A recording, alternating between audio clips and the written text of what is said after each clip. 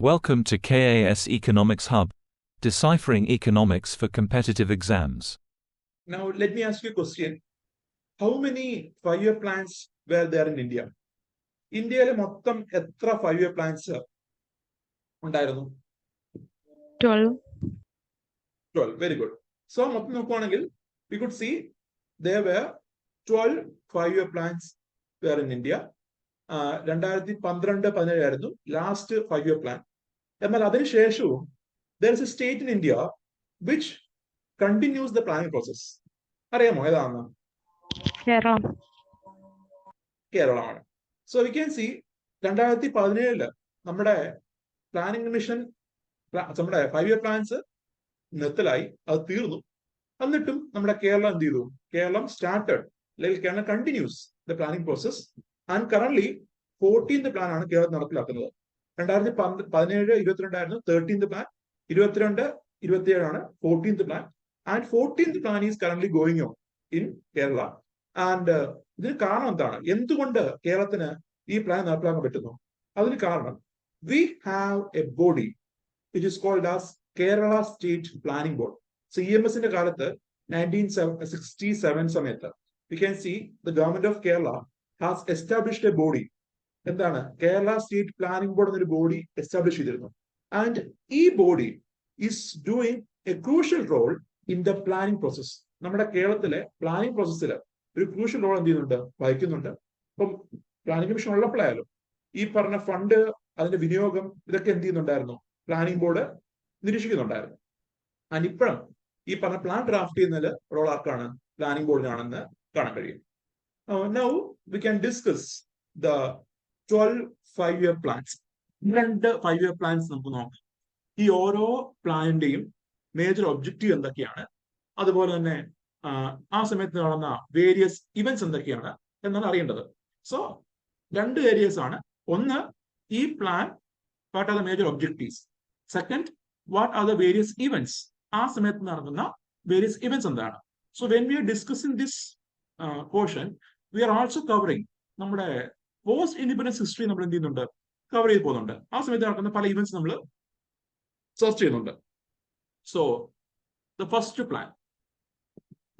Plan was on 1951-56 time period, and the chairman of planning commission at that time was Nehru ആയിരുന്നു, and the deputy chairman was Gulzarlal Nanda.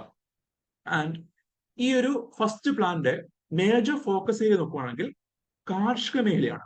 കാർഷിക മേഖലാ വികസനമായിരുന്നു first പ്ലാന്റെ main agenda. അതിനൊപ്പം തന്നെ വൈദ്യുതിയും ജലസേചനവും ഒക്കെ എന്ത് വരുന്നുണ്ട്? ഫസ്റ്റ് പ്ലാന്റെ ഫോക്കസ് ആയിട്ട് വരുന്നുണ്ട്.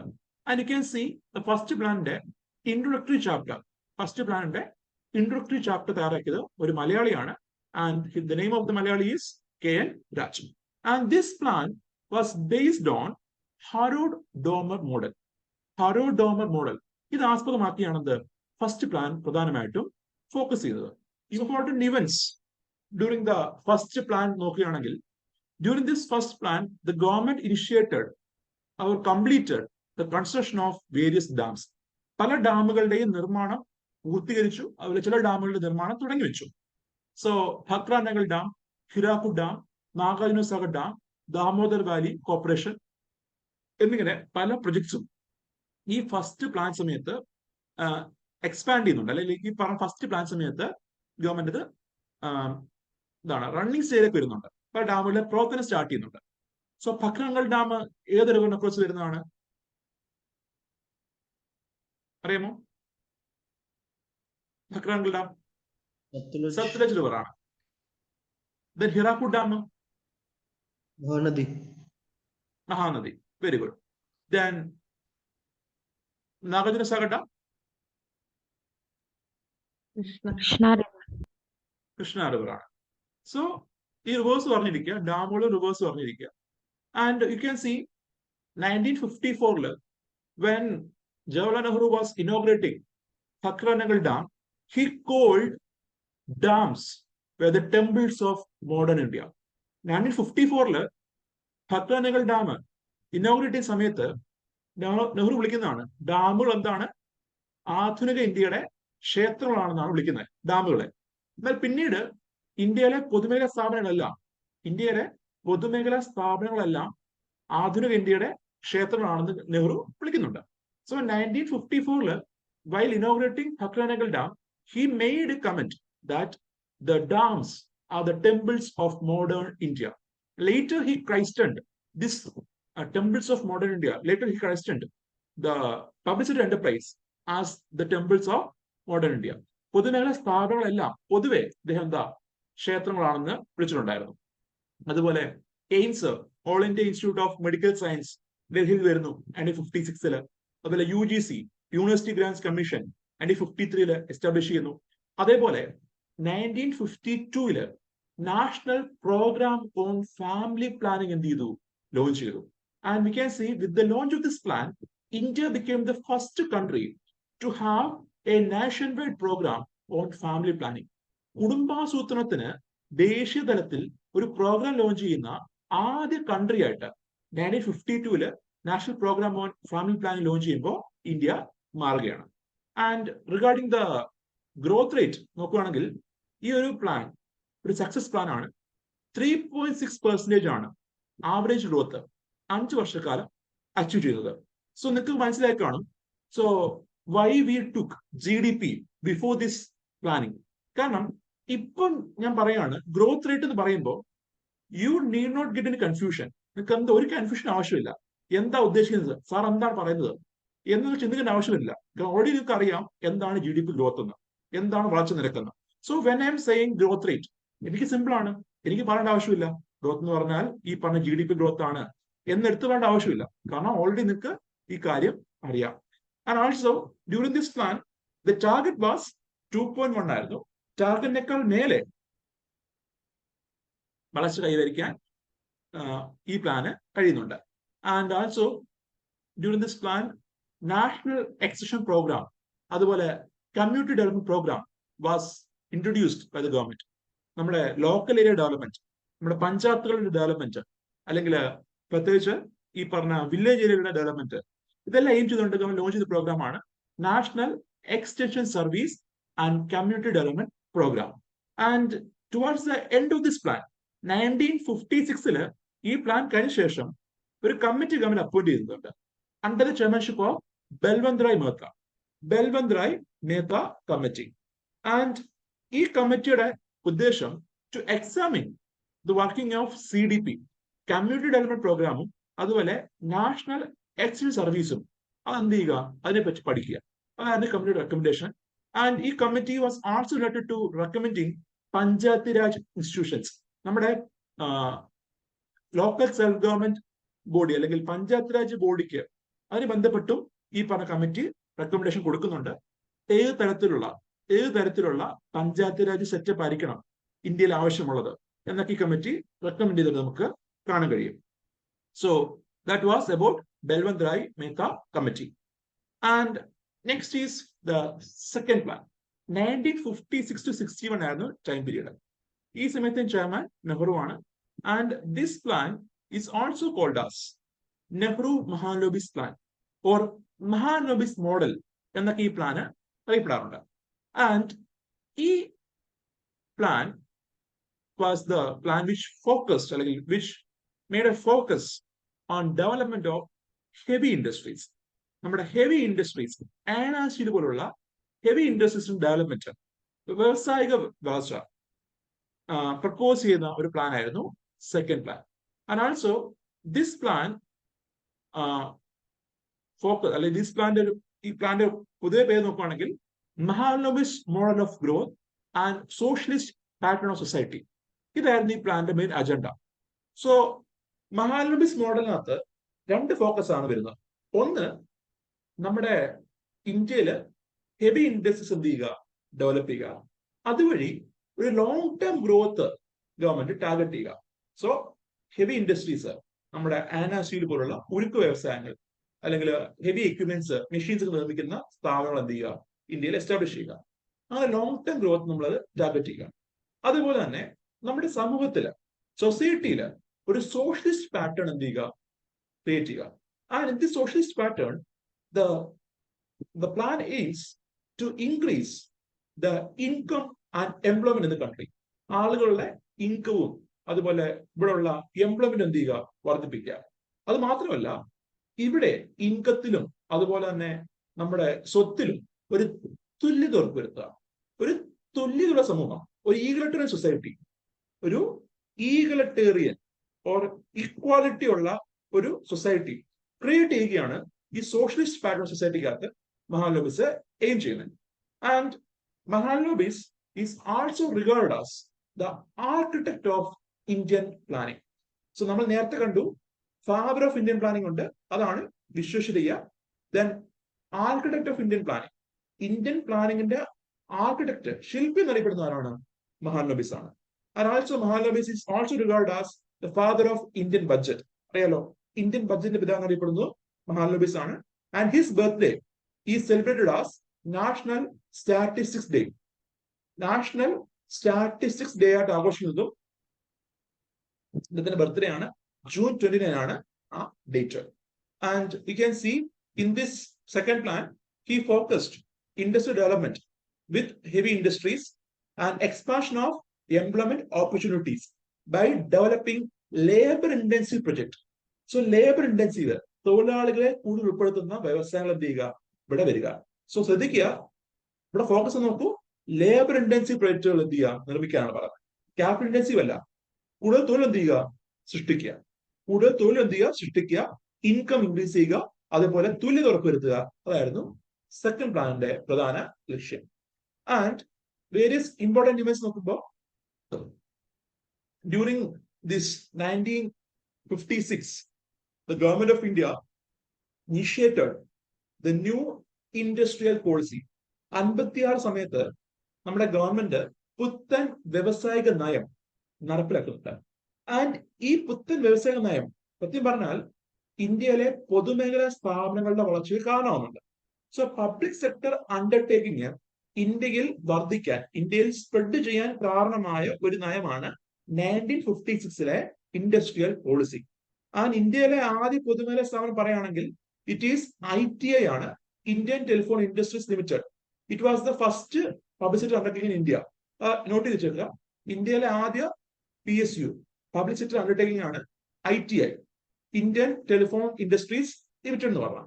എന്നാൽ 56 ശേഷം, പുത്തൻ വ്യവസായിക നയം വന്ന ശേഷം ഇന്ത്യയില് കൂടുതൽ വ്യവസായങ്ങൾ സർക്കാരിലേക്ക് അടുക്കുന്നുണ്ട്. അല്ലെങ്കിൽ സർക്കാർ ഇനിഷ്യേറ്റീവില് സർക്കാർ ഓൺ ചെയ്യുന്ന പല സ്ഥാപനങ്ങളും ഇന്ത്യയിൽ എസ്റ്റാബ്ലിഷ് ചെയ്യാൻ കാരണമാകുമെന്ന് ഈ പറഞ്ഞ ഇൻഡസ്ട്രിയൽ പോളിസി ഓഫ് 56 ആണ്. അതേപോലെ തന്നെ 1958 സമയത്ത് നേരത്തെ ഇന്ത്യ ഉണ്ടായിരുന്ന അറ്റോമിക് എനർജി കമ്മീഷൻ അതിനെന്ത് ചെയ്തു, ഗവൺമെന്റ് റീകോൺസ്റ്റിറ്റ്യൂട്ട് ചെയ്തു. സോ റീകോൺസ്റ്റിറ്റ്യൂട്ട് എന്ന് പറയുമ്പോൾ അതിൽ കുറച്ച് പവേഴ്സ് ഗവൺമെന്റ് എക്സ്പാൻഡ് ചെയ്തു, അതിന്റെ അധികാരങ്ങൾ ഗവൺമെന്റ് ഒന്ന് വർദ്ധിപ്പിച്ചു. അതേപോലെ DRDO, defence research development organisation, നമ്മുടെ വെപ്പൺസ് നിർമ്മിക്കുന്ന, നമ്മുടെ ആർമികൾക്ക് വേണ്ട വെപ്പൺസ്, എക്യുപ്മെന്റ്സ് ഇവ നിർമ്മിക്കുന്ന ഒരു ഏജൻസിയാണ് ഡിഫൻസ് റിസർച്ച് ഡെവലപ്മെന്റ് ഓർഗനൈസേഷൻ. നമ്മൾ കാണാം ഇപ്പം അഗ്നി ആയാലും നാഗ്, അങ്ങനെ കുറെ മിസൈൽ ഉണ്ടല്ലോ, മിസൈൽ ടെക്നോളജി, ഇതൊക്കെ ഡെവലപ്പ് ചെയ്യുന്ന റോൾ ആർക്കുള്ളത്? DRDOക്കാണ്. സോ DRDOയുടെ ഇനിഷ്യേറ്റീവ് എപ്പോഴാണ്? 1958 സമയത്ത് വരുന്നതാണ്, during the time of Nehru. And അതേപോലെ തന്നെ during this time 3 steel plants were set up. 3 steel plants government institute ചെയ്യുന്നുണ്ട്, സെറ്റപ്പ് ചെയ്യുന്നുണ്ട്. And at that time government of India does not have the technological knowledge or technical know-how to set up these industries on their own. നമുക്ക് തന്നെ Indian government തന്നെ സ്വമേധയെ setup ചെയ്യാനുള്ള ഒരു technical knowledge or technical know-how government ഇല്ലായിരുന്നു. അതുകൊണ്ട് government of India took the support of various countries to set up this Ayana steel plant. For example, Durgapur steel plant, west ബംഗാളുള്ള steel plant ആണ്. It was established with the support of UK ആണ്. Then Bhilai steel plant, this in Chhattisgarh ആണ്, ഇപ്പോഴത്തെ, പണ്ട് മധ്യപ്രദേശ് ആയിരുന്നു. And Bhilai steel plant is in currently in Chhattisgarh, and it is established with the support of Russia. Then Rourkela in Odisha, which is established with the support of Germany. And also we can see during this second plan, the government of India introduced the Panchayat Raj institutions.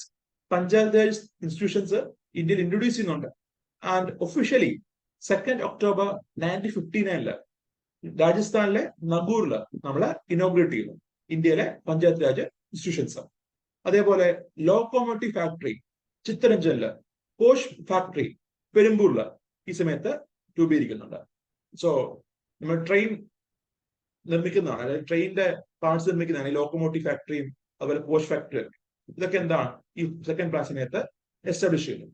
And also ഇതിന്റെ growth നോക്കുവാണെങ്കിൽ 4.5 ആണ് target വെച്ച്, അതിൽ 4.32, so almost ഈ ടാർഗറ്റിനൊപ്പം ഈ പറഞ്ഞ second plan growth rate achieve ചെയ്യുന്നുണ്ട്.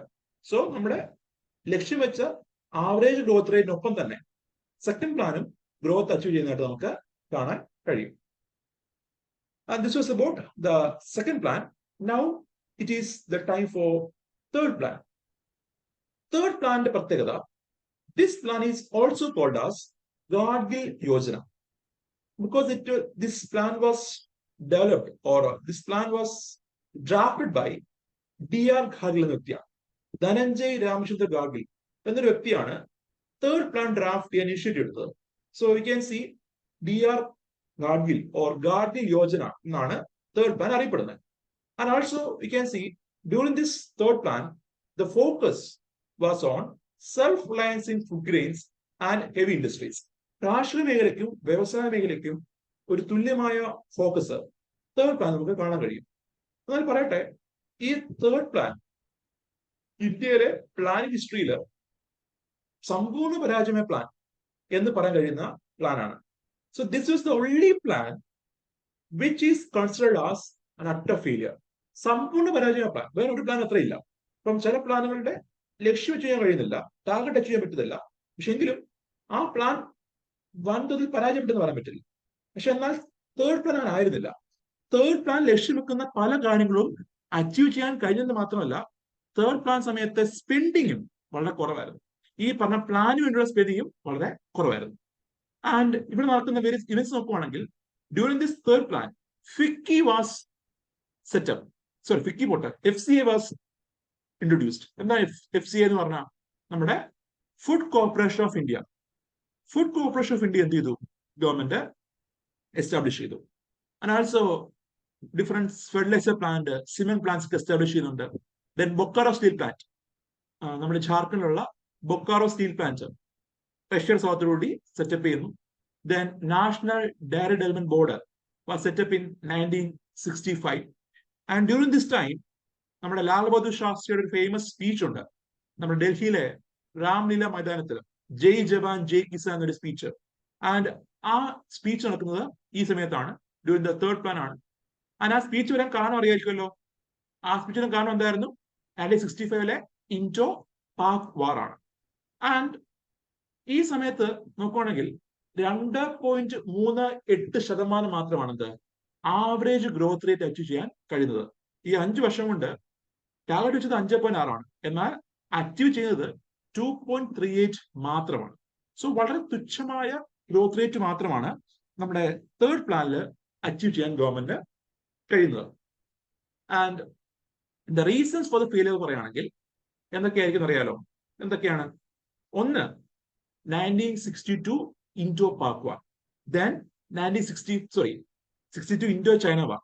So 1962 Indo China വാർ, അതുപോലെ 1965 ഇൻഡോ പാക് വാർ. സോ 2 വാറാണ് ഈ ഒരു ടൈം പീരീഡിൽ ഇന്ത്യ ഫേസ് ചെയ്യുന്നത്. ഇതിൽ ഫസ്റ്റ് വാർ 1962 വാറിൽ ഇന്ത്യ പരാജയപ്പെട്ടു. 65 വാറിൽ എന്താ ഇന്ത്യ വലിയ രീതിയിൽ വിജയിച്ചു. സോ ഈ 2 വാറ് ഇന്ത്യക്ക് വലിയ ആഘാതം ഉണ്ടാക്കി, നമ്മുടെ എക്കണോമിക്ക് വലിയ ആഘാതം ഉണ്ടാക്കി. കാരണം ഇനിഷ്യലി നമുക്കറിയാലോ, നമ്മുടെ ആദ്യഘട്ടത്തിൽ നമ്മുടെ തുടക്കകാലത്ത് നമ്മൾ എന്താണ് യുദ്ധം ഒന്നും വേണ്ട, എല്ലാം പീസ് മാർഗമാണ്. സോ നമ്മൾ എന്താ ഗ്ലോബൽ പീസ് ആഗ്രഹിക്കുന്ന കൺട്രിയാണ്, ഗാന്ധിജിയുടെ രാജ്യമാണ്. സോ നോൺ വയലൻസ് ആണ് നമ്മുടെ പ്രധാന അജണ്ട. അതുപോലെ ഡിഫൻസിന് വേണ്ടിയുള്ള സ്പെൻഡിംഗ് ഒക്കെ കുറവായിരുന്നു ആദ്യഘട്ടത്തിൽ. കാരണം എന്താ, we are aiming global peace, സമാധാനം. എന്നാൽ പിന്നെ 62 വാറിന് ശേഷമാണ് there is some loopholes in Indian defence system മനസ്സിലായി. സർക്കാരിന്റെ ഇന്ത്യയിലെ ഡിഫൻസിൽ കുറച്ച് ലൂപ്ഹോൾസ് ഉണ്ട്, കുറെ പോരായ്മയുണ്ട്. അത് പരിഹരിക്കേണ്ടത് ആവശ്യമാണ്, അത്യാവശ്യമാണെന്ന് തിരിച്ചറിവ് ഗവൺമെന്റ് ഉണ്ടാകുകയാണ്. ആൻഡ് വി ക്യാൻ സി അതിനുശേഷം മാസീവായിട്ട് ഡിഫൻസിലേക്ക് സ്പെൻഡിങ് വരുന്നുണ്ട്. ആൻഡ് 65 നോക്കുവാണെങ്കിൽ അതിന്റെ ഭാഗമായിട്ട് 65 വാറിൽ വൻതോതിൽ വിജയിക്കാൻ ഇന്ത്യക്ക് കഴിയുന്നുണ്ട്. സോ ഈ 2 വാർ വന്നപ്പോ മുൻകൂട്ടി വെച്ച ലക്ഷ്യങ്ങൾ, പ്ലാനിൽ പറഞ്ഞ മുൻകൂട്ടിയുള്ള ടാർഗറ്റ്സ്, അതിനുവേണ്ടിയുള്ള സ്പെൻഡിങ് ഗവൺമെന്റ് എന്ത് ചെയ്യേണ്ടി വന്നു?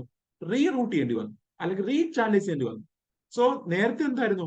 ഈ പറഞ്ഞ 5 ഇയർ പ്ലാനകത്ത് ആദ്യം പറയുന്നുണ്ടല്ലോ, നിങ്ങൾ ഇന്ന മേഖല നോക്കണം, ഇന്ന ഏരിയ നോക്കണം, ഇന്ന ലക്ഷ്യം അച്ചീവ് ചെയ്യണം എന്നൊക്കെ പറയുന്നത്. എന്നാൽ അത് മറികടന്നുകൊണ്ട് ഒരു വാർ വരുമ്പോ എന്താ സർക്കാർ prayer focus?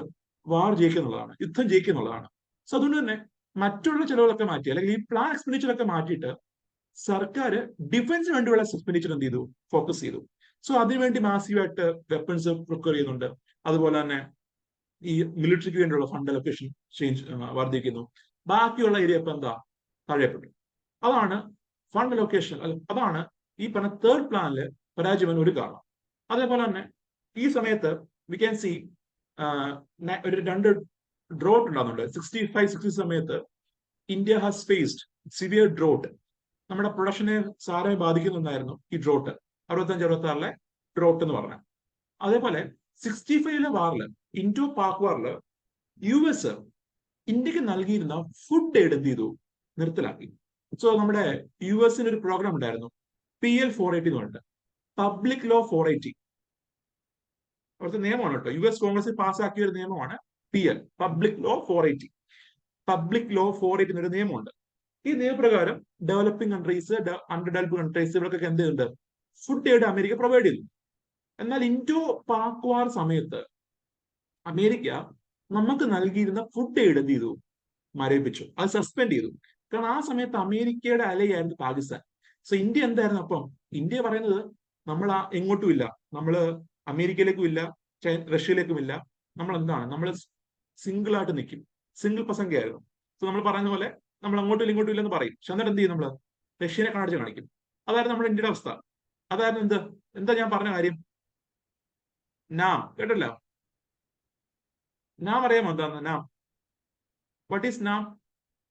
Non alignment movement. Non alignment movement, അല്ലെങ്കിൽ ചേരിചേരാ പ്രസ്ഥാനം. സോ നമ്മുടെ സെക്കൻഡ് വേൾഡ് വാർ കഴിഞ്ഞ് 1945 സെക്കൻഡ് വേൾഡ് വാർ കഴിയുമ്പോൾ നമ്മുടെ ഗ്ലോബൽ പൊളിറ്റിക്സിൽ മാറ്റം ഉണ്ടാകുന്നുണ്ട്. മാറ്റം എന്ന് പറഞ്ഞു കഴിഞ്ഞാൽ 2 പോൾസ് ക്രിയേറ്റ് ചെയ്യുകയാണ്. 2 ശക്തരായ 2 രാജ്യങ്ങൾ, 2 പവേഴ്സ് ഗ്ലോബലി ഡെവലപ്പ് ചെയ്യുന്നുണ്ട്. അതിലൊന്നാണ് അമേരിക്ക, മറ്റൊന്ന് റഷ്യ. എന്നാൽ ആ സമയത്ത് പല കൺട്രീസും, പ്രത്യേകിച്ച് യൂറോപ്യൻ കൺട്രീസ് ഒക്കെ എങ്ങോട്ട് പോയി? യൂറോപ്പിലെ പല രാജ്യങ്ങളും അമേരിക്കയുടെ ചേരിലേക്ക് പോയി. അതുപോലെ നമ്മുടെ സോവിയറ്റ് യൂണിയന്റെ പ്രദേശത്തുള്ള രാജ്യങ്ങൾ റഷ്യയിലേക്ക് പോയി. സോ അങ്ങനെ ഗ്ലോബൽ എന്താണ്? ഒരു ട്വിസ്റ്റ് ആണ്. ഒന്നുകിൽ അങ്ങോട്ട്, ഒന്നുകിൽ ഇവിടെ, ഒന്നുകിൽ റഷ്യ, അല്ലെങ്കിൽ ഒന്നുകിൽ അമേരിക്ക എന്നൊരു ഐഡിയ ഉണ്ടായിരുന്നേ. എന്നാൽ ഇന്ത്യയെ കുറിച്ചപ്പോ ഇന്ത്യ എന്താ പറഞ്ഞത്? ഇന്ത്യ പറഞ്ഞില്ല, ഞങ്ങൾ അമേരിക്കയിലോട്ടില്ല, റഷ്യയിലേക്കും ഇല്ല. പക്ഷെ നോക്കുമ്പോ എന്താ, റഷ്യയുമായിട്ട് കാലങ്ങളായിട്ടൊരു ബന്ധം ഇന്ത്യക്കുണ്ട്. സോ നമ്മൾ പറഞ്ഞ റഷ്യയിലേക്ക് ഇല്ലെന്ന് പറയും, പക്ഷെ എന്താ, റഷ്യ ഒന്ന് കണ്ണടച്ച് കാണിക്കും, ഞങ്ങളില്ല കേട്ടോ എന്ന് പറയും.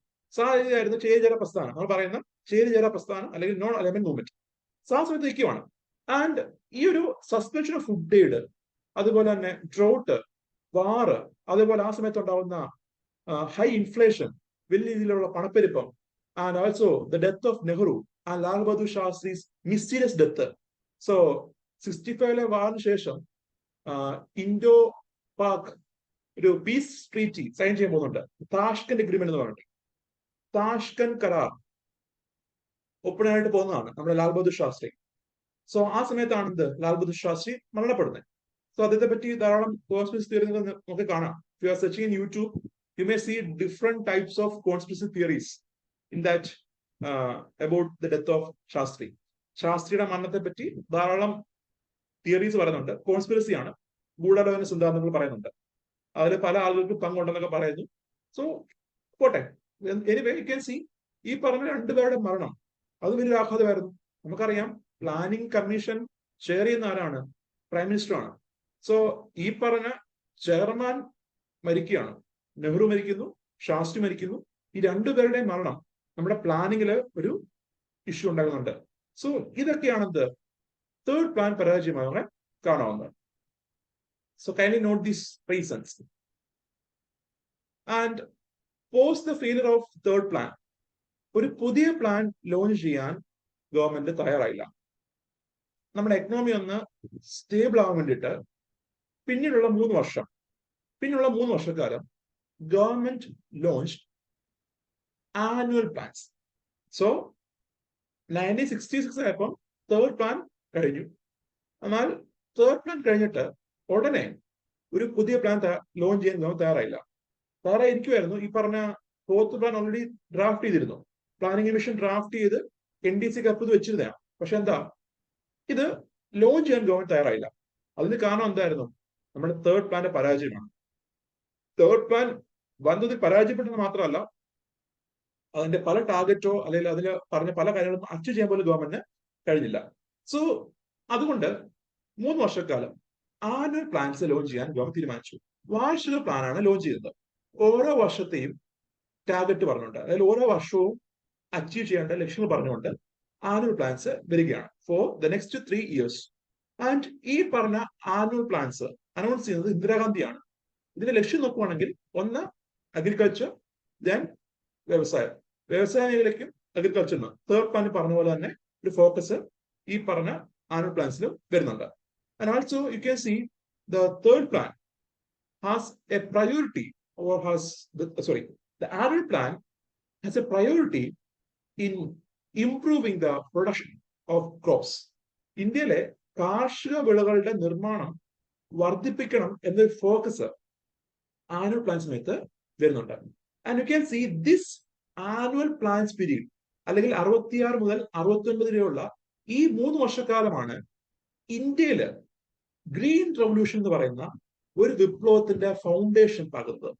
So this plan holiday, this period or the 3-year period was the founding stone, the foundation for the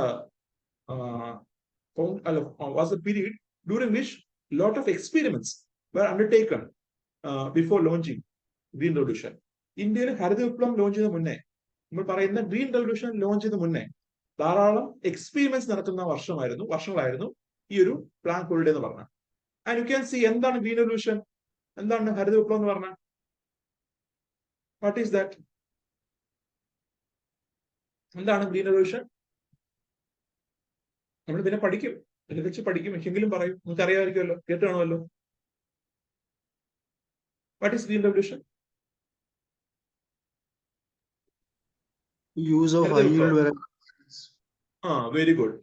so high yield variety crops കൃഷി ചെയ്യുക, അല്ലേ? സോ ഗ്രീൻ റവല്യൂഷൻ എന്ന് പറഞ്ഞാൽ it aims to increase the production of food crops, especially rice and wheat.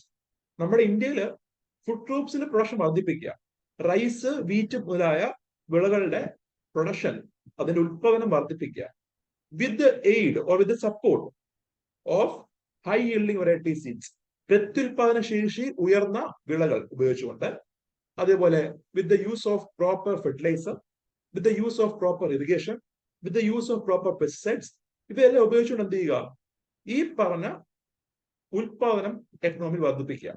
That is the aim of green revolution.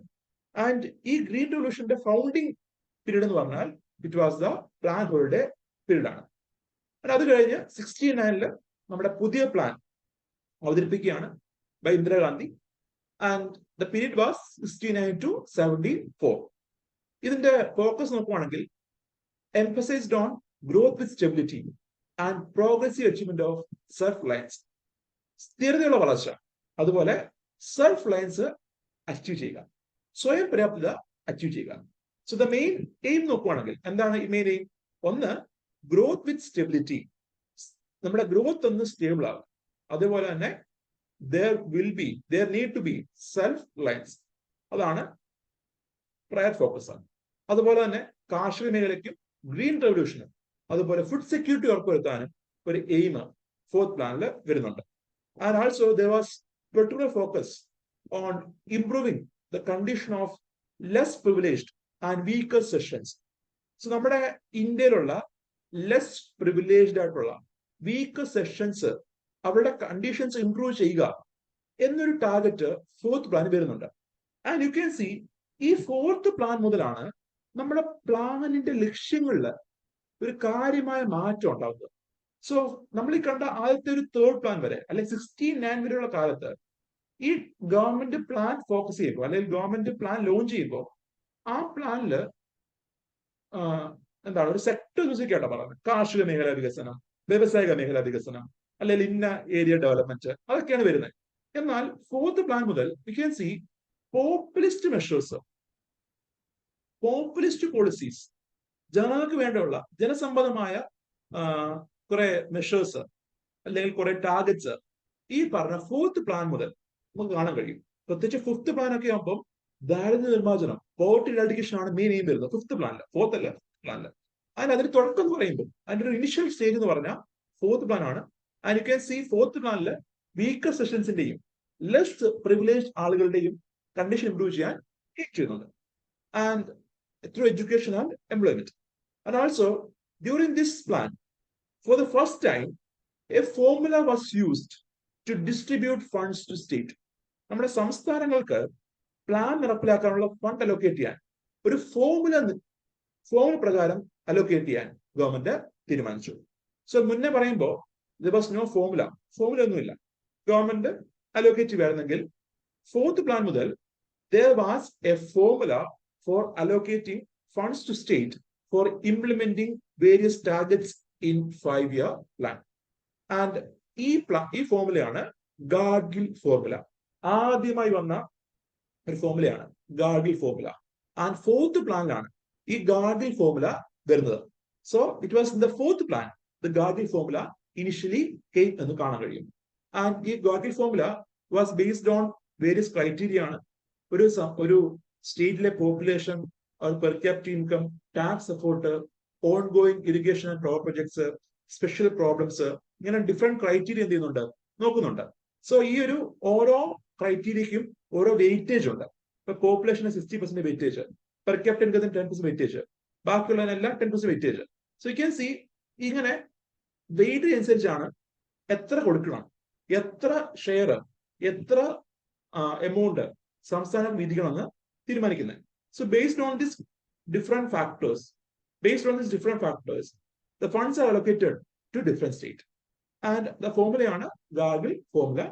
And ആ formula അറിയേണ്ട ആവശ്യമില്ല, just അറിഞ്ഞിരിക്കുക ഇതൊക്കെ കംപ്രസ് ചെയ്തിട്ടാണ് ആ ഫോർമുല ഡെവലപ്പ് ചെയ്തത്.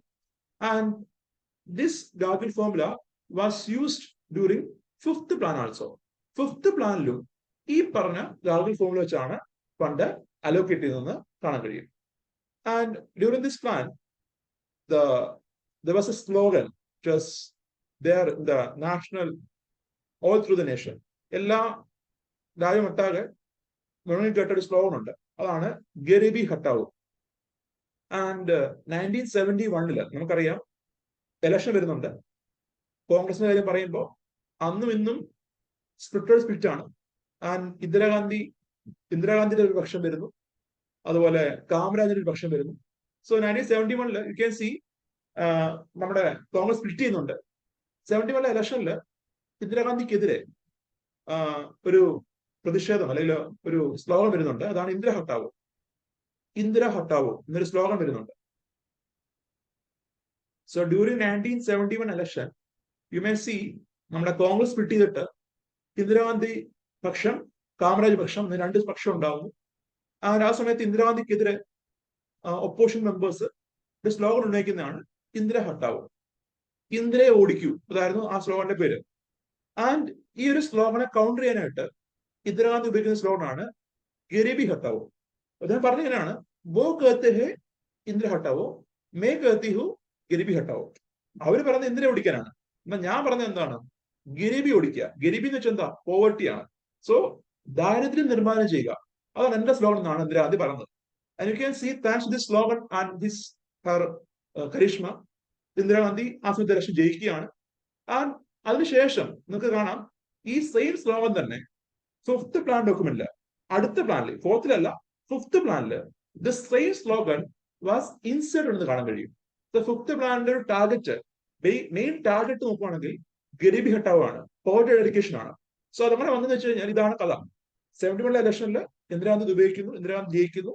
അത് കഴിഞ്ഞ് വരുന്ന പ്ലാനിലാണെന്ത്, ആ സ്ലോഗൻ ഇന്ദിരാഗാന്ധി ഇൻസേർട്ട് ചെയ്യുന്നത്. അതുപോലെ തന്നെ during this time 14 banks were nationalised. So നമ്മൾ പഠിച്ചതാണിത്. 1969 ജൂലൈ 19 14 ബാങ്കുകളെ ഇന്ദിരാഗാന്ധി സമയത്ത് നാഷണലൈസ് ചെയ്യുന്നുണ്ട്, mainly to extend the fund to the rural areas and to unbanked areas. Unbanked ഏരിയസിലേക്കും rural ഏരിയയിലൊക്കെ ബാങ്കുകളുടെ പ്രവർത്തനം വർദ്ധിപ്പിക്കുക, അതുപോലെ ബാങ്കുകളുടെ ലോണുകളുടെ അവൈലബിലിറ്റി വർദ്ധിപ്പിക്കുക, അതായിരുന്നു ഇതിന്റെ ലക്ഷ്യം. And you can see the news cutting. ആ സമയത്തെ പേപ്പർ കട്ടിംഗ് നിങ്ങൾക്ക് കാണാം. 14 top banks are nationalised. And അതുപോലെ തന്നെ towards the end of this plan, ഈ 4th പ്ലാൻ അവസാനമാണ് ഇന്ത്യ ആദ്യത്തെ ന്യൂക്ലിയർ ടെസ്റ്റ് നടത്തുന്നത് at Pokhran. So during 18 May 1974. അതിന്റെ കോഡ് നെയിം അറിയാമോ? It was smiling Buddha. ബുദ്ധൻ ചിരിക്കുന്നു എന്നായിരുന്നു അതിന്റെ code name. So this was the picture on the site. 1974 first nuclear test of India. And അതേപോലെ തന്നെ ഈ സമയത്തെ ഗ്രോത്ത് റേറ്റ് നോക്കുവാണെങ്കിൽ 3.3% ഗ്രോത്ത് മാത്രമേ 4th പ്ലാൻ അച്ചീവ് ചെയ്യാൻ കഴിയുന്നുള്ളൂ. എന്നാൽ ടാർഗറ്റ് നോക്കുമ്പോൾ 5.7 ആയിരുന്നു. അതേപോലെ during this plan there was an increase in the outlay for family planning. So നിങ്ങൾക്ക് ഓർമ്മ ഉണ്ടാവല്ലോ, നമ്മൾ ഔട്ട്കം ബഡ്ജറ്റ് പറഞ്ഞപ്പം ഔട്ട്ലേ, ഔട്ട്കം, ഔട്ട്പുട്ട് ഡിസ്കസ് ചെയ്തതാണ്. ഔട്ട്ലേ എന്ന് വെച്ചാൽ എന്താ? എത്ര എമൗണ്ട് ആണോ സർക്കാർ അനുമതി നൽകുന്നത്. സോ 3rd പ്ലാൻ സമയത്ത് കുടുംബാസൂത്രണത്തിന്, ഫാമിലി പ്ലാനിങ്ങിന് 278 കോടി രൂപ ഗവൺമെന്റ് എന്ത് ചെയ്തു? അലോക്കേറ്റ് ചെയ്തു. And this was an increase from the fourth plan സമയത്ത് യു ക്യാൻ സി 278 കോടി രൂപ ഗവൺമെന്റ് എന്ത് ചെയ്തു? ഫാമിലി പ്ലാനിന് വേണ്ടി അലോക്കേറ്റ് ചെയ്തു. And this was an increase compared to the 3rd plan. 3rd പ്ലാനിൽ ഏതോ 25 കോടി മാത്രമേ ഉണ്ടായിരുന്നു. അതിന്റെ 10 ഇരട്ടിയോളം ഫണ്ട് ഗവൺമെന്റ് ഈ പറഞ്ഞ ഫാമിലി പ്ലാനിന് വേണ്ടി 4th പ്ലാനിൽ അലോക്കേറ്റ് ചെയ്യുന്നുണ്ട്. ആൻഡ് ഈ ഒരു പ്ലാനില് 4th പ്ലാൻ സമയത്ത് our economy has faced several challenges. അത് കാരണമാണ് നമ്മുടെ ഗ്രോത്ത് റേറ്റ് കുറയുന്നത്. ആൻഡ് ചലഞ്ച് നോക്കുവാണെങ്കിൽ the first challenge is the first oil shock of 1973. So നിങ്ങളിപ്പം ഈ ഇടയ്ക്ക് ഇസ്രായേൽ പലസ്തീൻ യുദ്ധം നടക്കുന്നുണ്ട്. അപ്പൊ ആ സമയത്ത് നിങ്ങൾ കേട്ടൊരു വാറായിരിക്കും യോം കീപ്പൂർ വാർ എന്ന് പറഞ്ഞിട്ട്.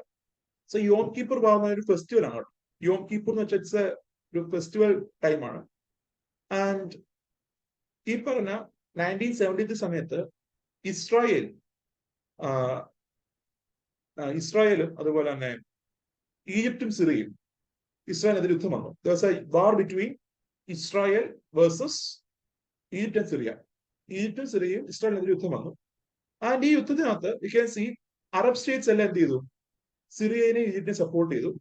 എന്നാൽ യൂറോപ്യൻ നേഷൻസ്, വെസ്റ്റേൺ കൺട്രീസ്, ഇവരെല്ലാം ഇസ്രായേലിനെ സപ്പോർട്ട് ചെയ്തു. And Israel got mass support from outside world.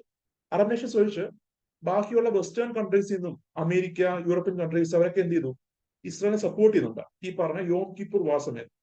അപ്പൊ ഈ യോം കിപ്പൂർ വാർ സമയത്ത് ഇസ്രായേലിന് കിട്ടിയ സപ്പോർട്ട്, അത് പ്രതിഷേധിച്ചുകൊണ്ട് നമ്മുടെ ഓയിൽ പ്രൊഡ്യൂസിങ് കൺട്രീസ് അവരെന്ത് ചെയ്തു? ദേ റെഡ്യൂസ് ദ പ്രൊഡക്ഷൻ. പെട്ടെന്ന് ദ്രുതഗതിയിൽ അവര് ഓയിലിന്റെ പ്രൊഡക്ഷൻ കട്ട് ഔട്ട് ചെയ്തു. സോ എന്ത് പറ്റി? When this oil production was cut down rapidly, supply വൻതോതിൽ കുറഞ്ഞു. നമുക്കറിയാം ഡിമാൻഡ് സപ്ലൈ മിസ്മാച്ച് എന്തൊക്കെ നയിക്കും? ഇൻഫ്ലേഷനിലേക്ക് നയിക്കും, പണപ്പെരുപ്പം ഉണ്ടാകാൻ കാരണമാവും. സോ അതുണ്ടായി ഇവിടെ. സോ ഡിമാൻഡ് ഉണ്ടായിരുന്നു, ആ സമയത്താണ് എന്ത്? സപ്ലൈ മാസീവായിട്ട് കട്ട് ഡൗൺ ചെയ്തു.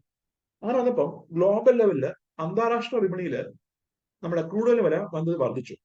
സോ ദിസ് വാസ് ആക്ച്വലി നമ്മുടെ ബാക്കിയുള്ള കൺട്രീസിനെ ഒരു പാഠം പഠിപ്പിക്കാൻ വേണ്ടിയിട്ട്, അല്ലെങ്കിൽ ബാക്കിയുള്ള കൺട്രീസിനെ പ്രതിഷേധം വരയ്ക്കാൻ വേണ്ടി ചെയ്ത കാര്യമാണ്.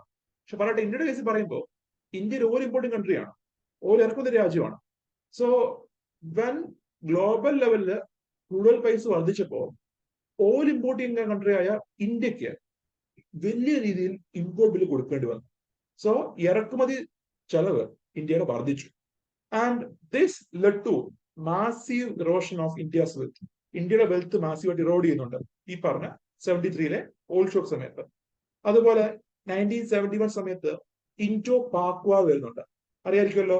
ബംഗ്ലാദേശ് ലിബറേഷൻ വാറിന് കാരണമായ ഇൻഡോ പാക് വാർ ഓഫ് 1971.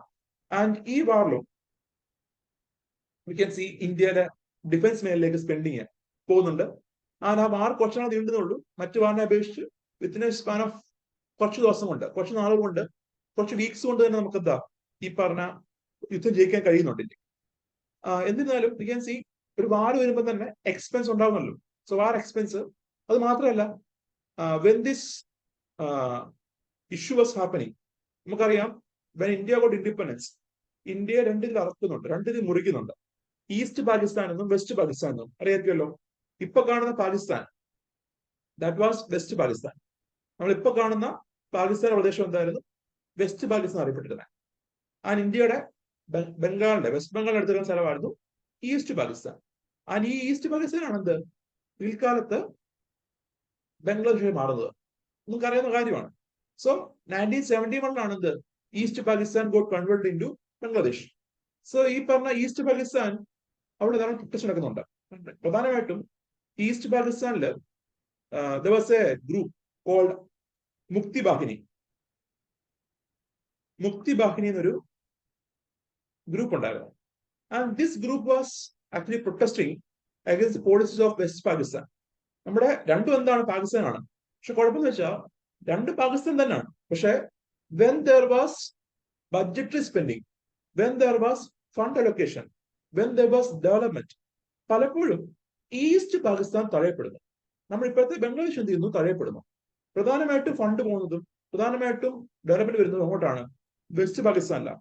നമുക്കറിയാം വെൻ പാകിസ്ഥാൻ ബിക്കേം ദ അലൈ ഓഫ് അമേരിക്ക, ധാരാളം എയ്ഡ് വരുന്നുണ്ട് അമേരിക്കയിൽ നിന്നും യൂറോപ്യൻ കൺട്രീസിനൊക്കെ. ധാരാളം ഫോറിൻ എയ്ഡ് പാകിസ്ഥാനിലേക്ക് വരുന്നുണ്ട്. ആൻഡ് ഈ എയ്ഡ് വരുമ്പോൾ നമ്മുടെ ഈസ്റ്റ് പാകിസ്ഥാനിൽ എന്താണ് പലപ്പോഴും തഴയപ്പെടുകയാണ്. വെസ്റ്റ് പാകിസ്ഥാനിലേക്ക് മാസീവായിട്ട് സ്പെൻഡിങ് വരുന്നു, മാസീവായിട്ട് ഇൻഫ്രാസ്ട്രക്ചർ വരുന്നു. ആൻഡ് ഈസ്റ്റ് പാകിസ്ഥാൻ എപ്പോഴും എന്താ തഴയപ്പെടുകയാണ്. ആൻഡ് ഇത് അവരുടെ ലോക്കൽ കമ്മ്യൂണിറ്റിക്കിടയിൽ പ്രതിഷേധം ഉണ്ടായി. ആൻഡ് അങ്ങനെയാണ് ഈ മുക്തി ബാഹിനി സംഘടന വരുന്നത്. ആൻഡ് മുക്തി ബാഹിനി എന്ന് പറഞ്ഞ ഈ ഗ്രൂപ്പിനെ ലീഡ് ചെയ്തത് നമ്മുടെ ഇപ്പോഴത്തെ പ്രധാനമന്ത്രിയായിരുന്ന ഷെയ്ഖ് ഹസീനയുടെ അച്ഛനാണ്, മുജിബുർ റഹ്മാൻ എന്ന് പറയും. മുജിബുർ റഹ്മാൻ. ആൻഡ് ഇദ്ദേഹമായിരുന്നു ഇതിനെ ലീഡ് ചെയ്തത്. And it is believed that നമ്മുടെ ഇന്ത്യൻ റോ ഉണ്ടല്ലോ, റിസർച്ച് അനാലിസിസ് വിങ്, നമ്മുടെ ചാര സംഘടന റിസർച്ച് അനാലിസിസ് വിങ്. സോ നമ്മുടെ റോ ഒക്കെ ഈ പറഞ്ഞ മുക്തി ബാഹിനിക്ക് വെപ്പൺസും സപ്പോർട്ടൊക്കെ ചെയ്തെന്ന് പറയുന്നുണ്ട്. കാരണം നമ്മൾ ഇന്ത്യ സംബന്ധിച്ച് എന്താ, ഇന്ത്യ സംബന്ധിച്ചിടത്തോളം നമ്മുടെ രണ്ട് സൈഡിലും ഒരു കൺട്രിയുടെ പാർട്ട് വരുമ്പോൾ that is A security threat. ഇപ്പൊ പാകിസ്ഥാന് ഇടത് സൈഡിലും വലത് സൈഡിലും ഇരിക്കുമ്പോൾ ഇന്ത്യക്ക് എന്താണ്? സെക്യൂരിറ്റി ത്രെറ്റ് ആണ്, നമ്മുടെ സുരക്ഷാ ഭീഷണിയാണ്. കാരണം ഇവരുടെ എയർ സ്പേസ് നമ്മുടെ ഇന്ത്യയുടെ മേലോടെ പോകുന്നത്. ഈ ഒരു കൺട്രിയുടെ ഇങ്ങനെ രണ്ട് പോർഷൻ വരുമ്പോൾ ഇവരുടെ എയർ സ്പേസ് ഒക്കെ എന്ത് ചെയ്യേണ്ടി വരും? നമ്മൾ ഷെയർ ചെയ്യേണ്ടി വരും. ആൻഡ് നമ്മുടെ മേൽക്കൂടെ പോവാണ്. അപ്പൊ ഈ പറഞ്ഞ പ്രൊട്ടസ്റ്റ് ഒക്കെ വരുമ്പോൾ ഇവര് ഫൈറ്റർ ജെറ്റ് ഒക്കെ മേൽക്കൂടെ പോവാം. ഒന്ന് താഴെ വീണ പോലെ ഇന്ത്യക്കകത്ത് വീഴും. സോ ഇന്ത്യക്ക് എന്താ സുരക്ഷാ ഭീഷണിയുണ്ട്. ആൻഡ് യു ക്യാൻ സീ ഈ മുക്തി ബാഹിനി പ്രൊട്ടസ്റ്റ് തുടങ്ങുമ്പോൾ നല്ല സപ്പോർട്ട് വരുന്നുണ്ട്. ആൻഡ് പാകിസ്ഥാനിലെ ആർമി അതിനെ മാസീവായിട്ട് അടിച്ചമർത്തുന്നുണ്ട്. ആൻഡ് ഹൈ വെപ്പൺസ് ഉപയോഗിച്ച് നമ്മുടെ അമേരിക്കയിൽ നിന്നൊക്കെ വെപ്പൺസും അതുപോലെ ഫൈറ്റർ ജെറ്റ്സ് ഒക്കെ വാങ്ങിച്ചിട്ട് മാസീവായിട്ട് ഈ പ്രതിഷേധത്തെ, ഈ ഒരു പ്രൊട്ടസ്റ്റിനെ സിവിൽ വാർ പോലെ ആവുന്നുണ്ട്. ആ സിവിൽ വാർ അടിച്ചമർത്തുന്നുണ്ട്. ആൻഡ് ആ സമയത്ത് വി ക്യാൻ സി ഈ പറഞ്ഞ ബംഗ്ലാദേശിൽ നിന്ന് ധാരാളം റെഫ്യൂജീസ് ഇന്ത്യയിലേക്ക് വരുന്നുണ്ട്. അപ്പൊ നിങ്ങൾ ഇപ്പൊ കേൾക്കുന്നുണ്ടായിരിക്കുമല്ലോ NRC എന്ന് പറഞ്ഞ സാധനം, national registry of citizens in Assam. NRC, national registry of citizens in Assam. അതുപോലെ ഇപ്പം സിറ്റിസൺഷിപ്പ് അമെൻഡ്മെന്റ് ബില്ല്, ഇവയെല്ലാം നമുക്ക് നോക്കുമ്പോൾ ഈ ഒരു വാറുമായിട്ട് ബന്ധപ്പെട്ടിരിക്കുകയാണ്. ഈ 1971 ഈ വാർ സമയത്ത് ധാരാളം റെഫ്യൂജീസ് ബംഗ്ലാദേശിൽ നിന്നൊക്കെ ഇന്ത്യയിലേക്ക് വരുന്നുണ്ട്. കാരണം ഈ വാർ കാരണം ഈ വാർ റെഫ്യൂജീസ് ആയിട്ട് ഇന്ത്യയിലേക്ക് വരികയാണ്. പ്രത്യേകിച്ച് ബംഗാൾ പ്രദേശത്തേക്കും ആസാം പ്രദേശത്തേക്കും നോർത്ത് ഈസ്റ്റിലേക്കാണ് പ്രധാനമായിട്ട് വരുന്നത്. നോർത്ത് ഈസ്റ്റ് ഇന്ത്യയിലേക്ക് ധാരാളം ബംഗ്ലാദേശികൾ വരുന്നുണ്ട്. ആൻഡ് ഈ പറഞ്ഞ ബംഗ്ലാദേശികളെയൊക്കെ ഇന്ത്യ സപ്പോർട്ട് ചെയ്യുന്നുണ്ട്. അതായിരുന്നു ഒരു ചേഞ്ച്. നോക്കുമ്പോൾ 1965 വാറില് നമ്മുടെ ഗ്ലോബൽ ഒരു പൊളിറ്റിക്സ് നോക്കുമ്പോൾ 65 ഇൻഡോ പാക് വാറില് പാകിസ്ഥാൻ ആണെന്ത് മെജോറിറ്റി സപ്പോർട്ട് ഇടുന്നത്. നമ്മൾ ഇന്ത്യ സപ്പോർട്ട് ചെയ്ത റഷ്യ പോലുള്ള കൺട്രീസ് മാത്രമാണ്. റഷ്യ പോലുള്ള കൺട്രീസ് ഇന്ത്യ സപ്പോർട്ട് ചെയ്തു. എന്നാൽ യൂറോപ്യൻ കൺട്രീസും വെസ്റ്റേൺ കൺട്രീസ് ഒക്കെ പാകിസ്ഥാൻ സപ്പോർട്ട് ചെയ്യുക, പാകിസ്ഥാനെ സപ്പോർട്ട് കിട്ടി. എന്നാൽ ആ സമയത്ത് നോക്കുമ്പോൾ എന്താ, India ജയിച്ചപ്പോഴായാലും the western countries were supporting Palestine. എന്നാൽ 71 വാർ അങ്ങനല്ല. 71 വാറില് ഇന്ത്യ ടിൽറ്റഡ് അവർ ഇമേജ്, നമ്മുടെ ഇമേജ് നമ്മൾ ടിൽറ്റ് ചെയ്തു. അത് നോക്കുവാണെങ്കിൽ നിങ്ങൾ പേപ്പർ കട്ടിങ് കണ്ടു കാണും. അല്ലെങ്കിൽ നിങ്ങൾ സെർച്ച് ചെയ്താൽ മതി, നിങ്ങൾക്ക് കാണാൻ കഴിയും. 1971 ഈ പറഞ്ഞ റെഫ്യൂജീസ് ഒക്കെ ഇന്ത്യ വരുമ്പോൾ ഇവർക്ക് വേണ്ട ക്യാമ്പ് ഇന്ത്യ സെറ്റ് ചെയ്യുന്നുണ്ട്, ഇവർക്ക് താമസിക്കാൻ വേണ്ടി ക്യാമ്പ് സെറ്റ് ചെയ്യുന്നുണ്ട്. It is said that 50 ലാക്കോളം 50 lakh refugees India support ചെയ്യുന്ന പറയുന്നത്. ആ ഒരു സമയത്ത് 50 ലാക്കോളം റെഫ്യൂജീസിനെ ഇന്ത്യ സപ്പോർട്ട് ചെയ്യുന്ന പറയുന്നത്. ആൻഡ് നമ്മുടെ ഇന്ദിരാഗാന്ധി, നമ്മുടെ പ്രൈം മിനിസ്റ്റർ ഓഫ് ഇന്ത്യ എന്ത് ചെയ്യും, ആ സമയത്ത് ഈ ക്യാമ്പിലേക്ക് ലിസ്റ്റ് ചെയ്യും. ഇന്ദിരാഗാന്ധി ഈ റെഫ്യൂജി ക്യാമ്പിലേക്ക് ലിസ്റ്റ് ചെയ്യും. അങ്ങനെ ഈ റെഫ്യൂജി ക്യാമ്പിലുള്ള ആളുകൾ എന്ത് ചെയ്യും, ഇന്ദിരാഗാന്ധിയെ തൊഴുന്നു, ഇങ്ങനെ അവർ കരയുന്നു, കെട്ടിപ്പിടിക്കുന്നു. ഇന്ദിരാഗാന്ധി അവരെ കെട്ടിപ്പിടിക്കുന്നു, കരയുന്നു. അപ്പൊ നോക്കുമ്പോൾ എന്താ, ഈ ഒരു ഇമേജസ്, ഈ ഇന്ദിരാഗാന്ധി അവരോടുള്ള പെരുമാറ്റം, ഇതൊക്കെ മാസീവായിട്ട് നമ്മൾ സ്പ്രെഡ് ചെയ്തു.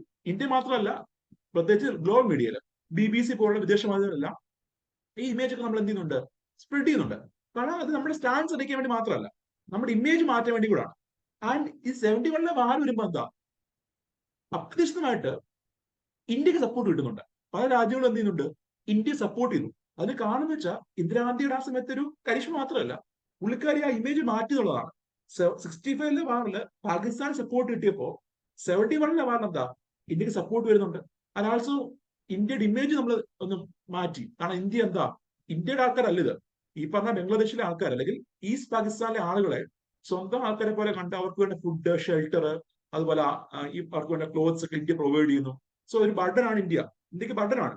എന്നിട്ട് പോലും ഇന്ത്യ അത് ചെയ്യുന്നു എന്നൊക്കെ പറഞ്ഞിട്ട് ഗ്ലോബൽ മീഡിയ എന്താ, ഇന്ത്യയെ അപ്രീഷിയേറ്റ് ചെയ്യുന്നുണ്ട്. സോ അതെന്താണ്, നമ്മുടെ ഇമേജ് ബിൽഡ് ചെയ്യാൻ കാണുന്നുണ്ട് ഈ 71 വാർ. എന്നിരുന്നാലും ആ വാർ എന്താ, നമ്മൾ നല്ല രീതിയിൽ വിജയിച്ചു. And that was about 71 war. And അതുപോലെ during this time there was monsoon failure ഉണ്ടാകുന്നുണ്ട്, ഡ്രോട്ട് ഉണ്ടാകുന്നുണ്ട് during this 69 and 74 time period. And അതിന് ഭാഗമായിട്ട് ഇൻഫ്ലേഷൻ ഉണ്ടാകുന്നുണ്ട്. ആൻഡ് ഇതെല്ലാം കാരണം വി ക്യാൻ സി ഈ പറഞ്ഞ ഫോർത്ത് പ്ലാൻ പീരീഡില് പ്രതീക്ഷിച്ചത്ര ഗ്രോത്ത് റേറ്റ്, വളർച്ച നിരക്ക് അച്ചീവ് ചെയ്യാൻ കഴിഞ്ഞില്ല. എന്നാൽ തേർഡ് പ്ലാൻ പോലെ ഒരു അമ്പേ പരാജയമായ പ്ലാൻ നമുക്ക് പറയാൻ കഴിയില്ല. കാരണം ഗ്രോത്ത് അച്ചീവ് ചെയ്തില്ല, സത്യം തന്നെ. പക്ഷെ ഈ പറഞ്ഞ സ്പെൻഡിങ് തേർഡ് പ്ലാൻ പോലെ നമുക്ക് ഒന്നും നടന്നില്ലെന്ന് പറയാൻ ഫോർത്ത് പ്ലാനിൽ കഴിയില്ല. Now it is fifth plan. The chairman was Indira Gandhi. The draft of fifth plan was prepared by DP Darnana. And you can see the objectives. Fifth plan പ്രധാന ലക്ഷ്യം നോക്കുമ്പോൾ removal of poverty, Garibi Hatao, and attainment of self reliance. So fourth plan സമയത്ത് മുന്നിൽ കേട്ട ആ ഒരു slogan ആണെന്ത് fifth plan document തന്നെ വരുന്നത്, poverty eradication and attainment of self-reliance.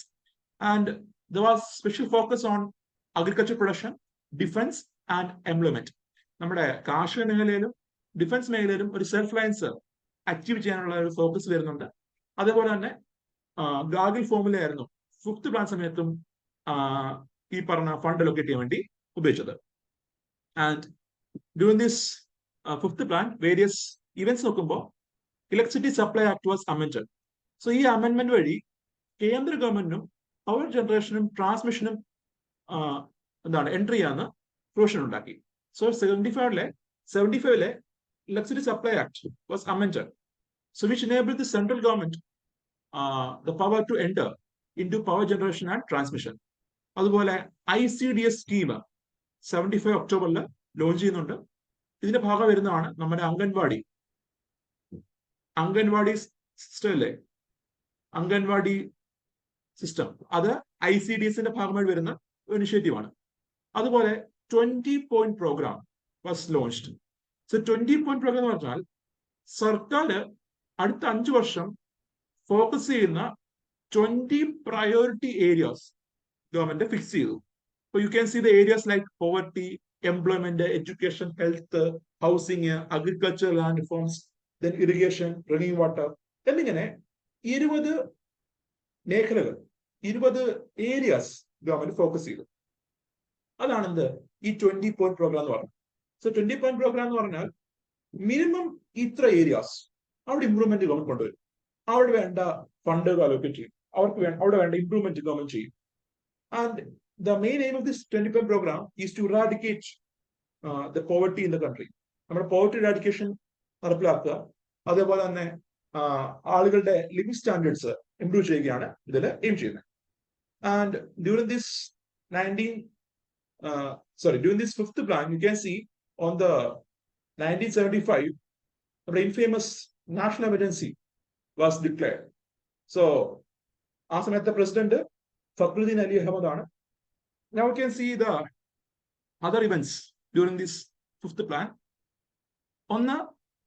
During this time, the government hand over a new function to RBI. ഞാൻ വന്ന് പറഞ്ഞിട്ടുണ്ട്, റിസർവ് ബാങ്ക് ഓഫ് ഇന്ത്യക്ക് ഒരു പുതിയ ഫംഗ്ഷൻ ഗവൺമെന്റ് ഈ സമയത്ത് ഹാൻഡ് ഓവർ ചെയ്യുന്നുണ്ട്.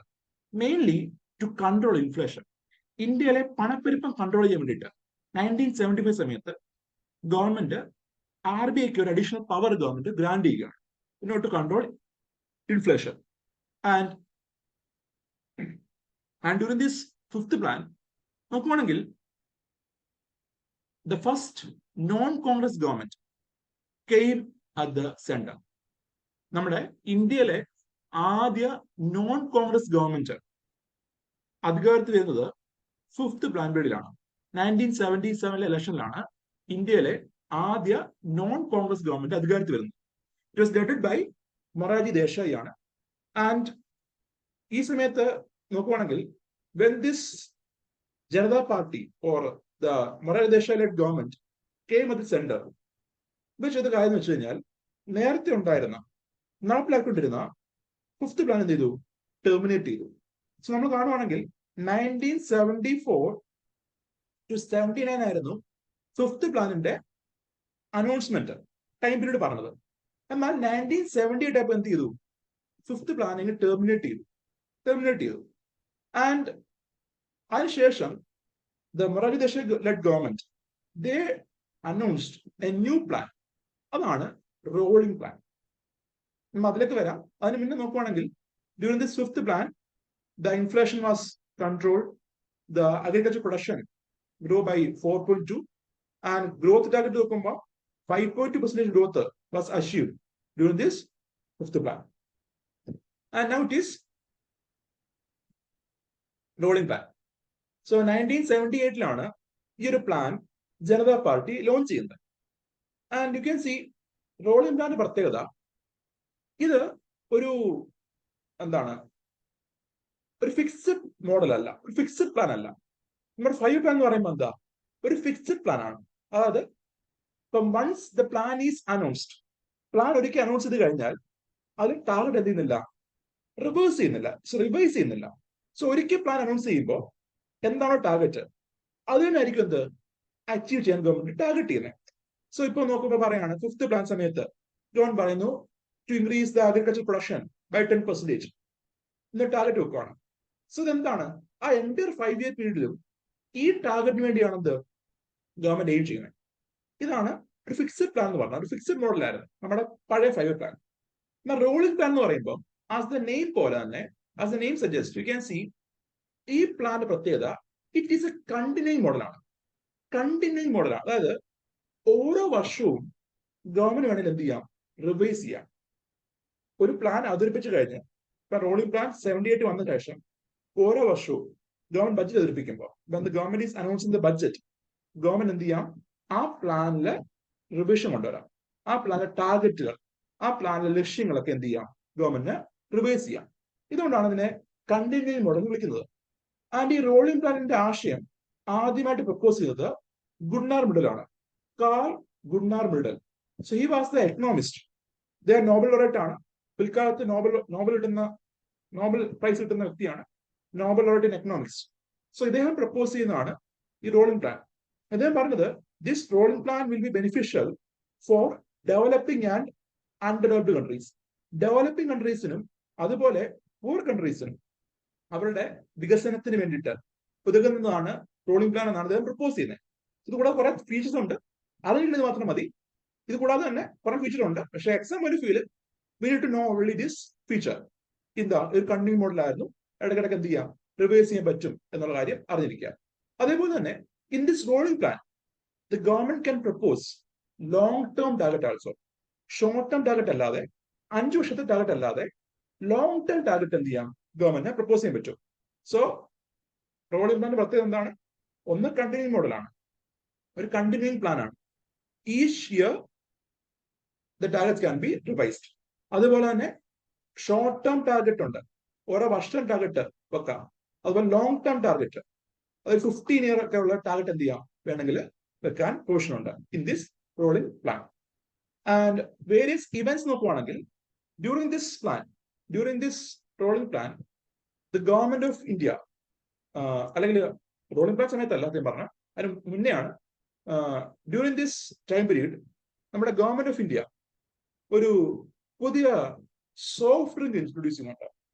സർക്കാർ ഓൺഡ് ബ്രാൻഡ്, സർക്കാർ ഓൺ ചെയ്യുന്ന ഒരു സോഫ്റ്റ് ഡ്രിങ്ക്, സർക്കാർ നിർമ്മിക്കുന്ന ഒരു സോഫ്റ്റ് ഡ്രിങ്ക്, അതാണ് ഡബിൾ സെവൻ. സോ 1977 ഈ പറഞ്ഞ സോഫ്റ്റ് ഡ്രിങ്ക് ഇന്ത്യയിൽ വരുന്നത്. ആൻഡ് അതിന്റെ പേര് ഡബിൾ സെവൻ ആണ്. Double seven.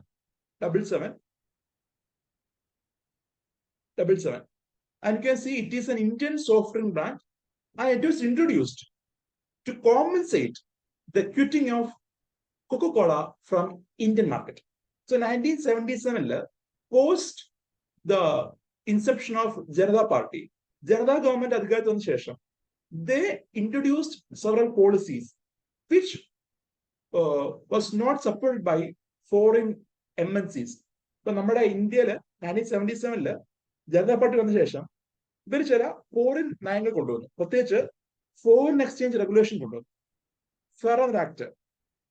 Foreign exchange regulation act, ഈ ഒരു ആക്ട് ഇതാക്കി. കൊണ്ടുവരുന്നതല്ല, ഇതാക്കി, കുറച്ചുകൂടെ സ്ട്രിക്റ്റ് ആക്കി. സോ കൊണ്ടുവരുന്നതിന് മുന്നെയാണ്. എന്നാൽ when this Janata Party came into power, they made this FAR Act stricter ആക്കി. അത് പ്രകാരം ഒരു ഫോറിൻ കമ്പനിക്ക് ഇന്ത്യയിൽ അതിന്റെ ബിസിനസ് നടത്തണമെങ്കിൽ there should be Indian stake also, ഇന്ത്യക്കാരുടെ ഓണർഷിപ്പ് അതിനകത്ത് ഉണ്ടായിരിക്കണം. മനസ്സിലായോ? ഒരു ഫോറിൻ കമ്പനി ഇന്ത്യയില് ബിസിനസ് റൺ ചെയ്യുമ്പോൾ ഇന്ത്യക്കാരുടെ ഓണർഷിപ്പ്, ഇന്ത്യൻ സ്റ്റേക്ക് അതിലുണ്ടായിരിക്കണം എന്നൊരു ഡിമാൻഡ് വെക്കുന്നുണ്ട് ഇൻ ദിസ് ഫെയർ ആക്ട്. അതുപോലെ തന്നെ വി ക്യാൻ സി സർക്കാരിന്റെ FDI പോളിസി അല്ലെങ്കിൽ ഫോറിൻ ഡയറക്ട് ഇൻവെസ്റ്റ്മെന്റ് പോളിസി, അതും എന്താണ്? അഗെയിൻസ്റ്റ് ദ ഫോറിൻ ഇൻവെസ്റ്റ്മെന്റ് ആണ്. ഫോറിൻ ഇൻവെസ്റ്റ്മെന്റ് റെഡ്യൂസ് ചെയ്യുന്ന രീതിയിലായിരുന്നു അത് ജനതാ പാർട്ടിയുടെ സമയത്തെ നയങ്ങൾ. കാരണം ജനതാ പാർട്ടി ലീഡ് ചെയ്തത് നോക്കുവാണെങ്കിൽ കുറെ പാർട്ടീസ് ഉണ്ട്, അല്ലെ കുറെ ആളുകളുണ്ട്. അതിൽ ഒരു സോഷ്യൽ ലീഡർ ആയിരുന്നു ജോർജ് ഫെർണാണ്ടസ്. നിങ്ങൾ ഈ ഇടയ്ക്ക് കേട്ട് കാണും, ഒരു കുറച്ചു കാലം മുന്നേ അദ്ദേഹം മരിച്ചു. എനിക്ക് 2-3 years before he died, George Fernandes. And he was a socialist figure ആയിരുന്നു. ജനതാ ഗവൺമെന്റിലെ ഒരു സോഷ്യലിസ്റ്റ് ഫിഗർ ആയിരുന്നു ഇദ്ദേഹം. ഇദ്ദേഹമായിരുന്നു വ്യവസായ മന്ത്രി ആ സമയത്ത്. He was the industrial minister. And ഇദ്ദേഹമാണ് ഈ പറഞ്ഞ വ്യവസായ നയം 1977 നേരത്തെ ഉണ്ടായിരുന്ന 56 ഇൻഡസ്ട്രിയൽ പോളിസി ഒന്ന് റിവൈസ് ചെയ്യുന്നുണ്ട്. അതിനൊന്ന് റിവൈസ് അല്ല, അതിൽ കുറച്ച് അമെൻഡ്മെന്റ്സ് വരുന്നുണ്ട്, അഡീഷൻസ് വരുന്നുണ്ട്. And in that addition you can see നമ്മുടെ FDI ഫോറിൻ ഇൻവെസ്റ്റ്മെന്റ് ഒക്കെ എന്താ ഒരു പരിധി വരെ റെഡ്യൂസ് ചെയ്യാൻ ഗവൺമെന്റ് ടാർഗറ്റ് ചെയ്യുന്നു. അതുപോലെ ഫെർ ആക്ടിനകത്ത് ഈ പറഞ്ഞ വിദേശ നിക്ഷേപത്തിനെതിരെ അല്ലെങ്കിൽ ഫോറിൻ കമ്പനികളുടെ ഇൻവെസ്റ്റിനെതിരെ ഒരു പോളിസി വരുന്നു. അതാ പറഞ്ഞേ അച്ഛാ, എന്താ ഇന്ത്യൻ സ്റ്റേക്കുകൾ നിർബന്ധമാക്കി. അത് കൊക്കോള കമ്പനി ഇന്ത്യ വർക്ക് ചെയ്യുമ്പോൾ ഇന്ത്യൻ ഷെയർസ് ഉണ്ടായിരിക്കണം എന്നൊരു നിബന്ധന വെക്കുന്നു. ആൻഡ് ഇതെല്ലാം എന്താ കൊക്കോളയ്ക്ക് സമ്മതിക്കാൻ കഴിഞ്ഞില്ല. അവരെന്ത് ചെയ്തു? ഇന്ത്യൻ മാർക്കറ്റ് ക്വിറ്റ് ചെയ്തു. ആൻഡ് അങ്ങനെ ആ സമയത്ത് ഗവൺമെന്റ് ലോഞ്ച് ചെയ്തതാണ് ഈ ഡബിൾ സെവൻ എന്ന drink. And it was marketed by modern food industries എന്നൊരു കമ്പനിയാണ് ഇത് മാർക്കറ്റ് ചെയ്തത്, അത് മാനുഫാക്ചർ ചെയ്തത്. ഇത് സർക്കാർ ഓൺ ചെയ്യുന്ന കമ്പനിയായിരുന്നു, മോഡേൺ ഫുഡ് ഇൻഡസ്ട്രീസ്. ഈ ഒരു കമ്പനി പിന്നീട് ഹിന്ദുസ്ഥാൻ യൂണിലിവർ ലിമിറ്റഡ് ഇല്ലേ, അവരേറ്റെടുത്തു പിൽക്കാലത്ത്. 2000 മറ്റോ ഈ ഒരു കമ്പനി പ്രവർത്തനം നിന്നു. ആൻഡ് ഈ കമ്പനി മറ്റേ ഹിന്ദുസ്ഥാൻ യൂണിലിവർ ലിമിറ്റഡ് ഏറ്റെടുത്തു. ആൻഡ് ഈ ഒരു സോഫ്റ്റ് ഡ്രിങ്കിന്റെ ഫോർമുല തയ്യാറാക്കിയത് central food technology research institute ആണ്. Central food technology research institute ആണ് ഈ ഒരു ഡ്രിങ്കിന്റെ ഫോർമുല തയ്യാറാക്കുന്നത്. പറയട്ടെ, ഈ സോഫ്റ്റ് ഡ്രിങ്ക് അത്ര വിജയിച്ചില്ല. അതിന് കാരണം ഒന്ന്, കൊക്കോളയെ കോമ്പൻസേറ്റ് ചെയ്യാൻ കഴിഞ്ഞില്ല. കൊക്കോളയുടെ ആ ഒരു ടേസ്റ്റ് ആൾക്കാർക്ക് മറക്കാൻ കഴിഞ്ഞില്ല. അതുപോലെ ആ സമയത്ത് തന്നെ തംസപ്പ് പോലുള്ളപ്പോൾ ഒരു ബ്രാൻഡ് വരുന്നുണ്ട്. തംസപ്പ് അല്ലേ നമ്മളിപ്പോ കാണുന്ന തംസപ്പ് ഒക്കെ ആ സമയത്ത് വരുന്നതാണ്, കൊക്കോള പോഷൻ വരുന്നതാണ്. സോ കൊക്കോള പോഷൻ വരുന്ന തംസപ്പ് അതിനെന്താ ഒരു ഡിമാൻഡ് വരുന്നു, കാരണം അതിന് ടേസ്റ്റ് കുറച്ചുകൂടെ മെച്ചമായിരുന്നു. എന്നാൽ നമ്മുടെ ഡബിൾ സെവനിന്റെ ടേസ്റ്റ് ആൾക്കത്ര ഇഷ്ടപ്പെട്ടില്ല. അങ്ങനെ കമ്പനി അത്ര ഇതിൽ പോയില്ല. പിന്നെ 1980 ഒക്കെ അപ്പൊ ഇന്ദിരാഗാന്ധി വന്നു. ഇന്ദിരാഗാന്ധി എന്ത് ചെയ്തു? ഈ ഒരു ബ്രാൻഡിന് വലിയ ഫോക്കസ് കൊടുത്തില്ല, അല്ലെങ്കിൽ ഈ ഒരു ബ്രാൻഡിന്റെ മാനുഫാക്ചറിങ്ങോ അതിന്റെ പ്രൊമോഷനോ ഒന്നും അധികം ഫോക്കസ് ഇന്ദിരാഗാന്ധി ഭാഗത്തുനിന്നും ഉണ്ടായില്ല. കാരണം 777 എന്ന് പറയുമ്പോൾ തന്നെ ഇന്ദിരാഗാന്ധിക്ക് എന്താ 77 ലക്ഷം ഓർമ്മ വരും. സോ അതുകൊണ്ട് she did not focus much on this bill എന്നാണ് പറയുന്നത്. ആൻഡ് അതുപോലെ തന്നെ during this rolling plan period നമ്മുടെ പുതിയ ഇൻഡസ്ട്രിയൽ പോളിസി, അത് പുതിയ policy actually this is actually not a new policy, ഒരു പുതിയ പോളിസി അല്ല, നേരത്തെ ഉണ്ടായിരുന്ന പോളിസി അമെന്റ്മെന്റ് ആണ്. New amendment in the policy, new amendment in the industrial policy നമ്മള് ഗവൺമെന്റ് നടപ്പിലാക്കാൻ തീരുമാനിച്ചു. അതുപോലെ തന്നെ നമ്മുടെ PD സിസ്റ്റം, പൊതുധന സംവിധാനം, അതിപ്പോ കാണുന്ന രീതിയിലേക്ക് ഒരു യൂണിവേഴ്സൽ സ്കീമായിട്ട് ഗവൺമെന്റ് റീവാം ചെയ്തു. So during this period U can C the PD system was revamped into a universal scheme for distribution of subsidized foods. And also കുടിൽ വ്യവസായങ്ങൾക്ക്, സ്മോൾ സ്കെയിൽ ഇൻഡസ്ട്രിക്ക് ഒരു ഫോക്കസ് വരുന്നുണ്ട്. അതുപോലെ തന്നെ 1977 സമയത്ത് നമ്മുടെ second committee on panchayat Raj institutions government appoint ചെയ്യുന്നു. പഞ്ചായത്ത് രാജ് ഇൻസ്റ്റിറ്റ്യൂഷന്റെ സെക്കൻഡ് കമ്മിറ്റി, ഫസ്റ്റ് കമ്മിറ്റി ഏതായിരുന്നു? ബൽവന്ത് റായ് മെഹ്ത്ത കമ്മിറ്റി. സെക്കൻഡ് കമ്മിറ്റിയാണ് Ashok Mehta Committee. Ashok Mehta Committee. And this committee has recommended a two-tier structure for PRI. നമ്മുടെ നിലവിലുള്ള പഞ്ചായത്ത് രാജ് ഇൻസ്റ്റിറ്റ്യൂഷന് ഒരു 2-tier സ്ട്രക്ചർ ആണ് പ്രപ്പോസ് ചെയ്യുന്നത്. ബൽവന്ത് റായ് മെഹ്ത്ത സജസ്റ്റ് ചെയ്യുന്നത് 3-tier ആണ്. അശോക് മെഹ്ത്ത സജസ്റ്റ് ചെയ്യുന്നത് 2-tier ആണ്. ജില്ലാ പരിഷത്ത്, മണ്ഡൽ പഞ്ചായത്ത്, ഇന്നൊരു 2-tier ആണ് ഇത് പ്രപ്പോസ് ചെയ്യുന്നത്. അതുപോലെ 1980 എന്ത് ചെയ്തു? നമ്മുടെ പുതിയ ഗവൺമെന്റ് അധികാരത്തിൽ വരികയാണ്. നമ്മുടെ ജനതാ പാർട്ടി അവരുടെ ടെനുവർ 1980 ആയപ്പം ടെനുവർ നിന്നല്ല, അവര് രാജിവെച്ചു. കാരണം ഭൂരിപക്ഷം ഇല്ലാണ്ട് അവർ എന്ത് ചെയ്തു? രാജിവെച്ചു. ആൻഡ് 1980 പുതിയ ഇലക്ഷൻ വരുന്നു. ആൻഡ് ഡ്യൂറിംഗ് ദാറ്റ് ഇലക്ഷൻ എപ്പോഴും തിരുമ്പി പോയോ അപ്പോഴത്താൻ തിരുമ്പി വന്നു. നമ്മുടെ ഇന്ദിരാഗാന്ധി എങ്ങനെ പരാജയപ്പെട്ടോ അതിനേക്കാൾ 10 മടങ്ങ് ശക്തിയിൽ ഇന്ദിരാഗാന്ധി എന്ത് ചെയ്യാണ്? തിരിച്ചു വരികയാണ്. So it is said that 1977 ഇലക്ഷനിൽ ആൾക്കാർ എന്താണ്, ഒന്ന് ഇന്ദിരാഗാന്ധി ഒരു കൊട്ടു കൊടുത്ത എന്താ, അധികം അങ്ങ് പോണ്ട, നമ്മളൊക്കെ നോക്കണം എന്ന് പറഞ്ഞാ പറയുന്നത്. കാരണം എന്താ, 1980 ഇലക്ഷൻ നോക്കുവാണെങ്കിൽ വൻ ഭൂരിപക്ഷത്തിലാണ്. കാരണം മാസീവ് വിക്ടറിയാണ് ഇന്ദിരാഗാന്ധി ഉണ്ടാകുന്നത് 1977 ഇലക്ഷനില്. Massive victory four Indira Gandhi 1980 ഇലക്ഷനില് Indira Gandhi ജയിച്ചു. അതുപോലെ കോൺഗ്രസും ഓൾ ഇന്ത്യ വൻ ഭൂരിപക്ഷത്തിൽ എന്താ ജയിക്കുകയാണ്. And you can C after Indira Gandhi came in to power, Indira Gandhi ചെയ്ത ആദ്യ കാര്യം എന്താണ്? റോളിംഗ് പ്ലാനിനെ ടെർമിനേറ്റ് ചെയ്തു. സോ റോളിംഗ് പ്ലാൻ എന്ത് ചെയ്തു? 1980 ടെർമിനേറ്റ് ചെയ്തു.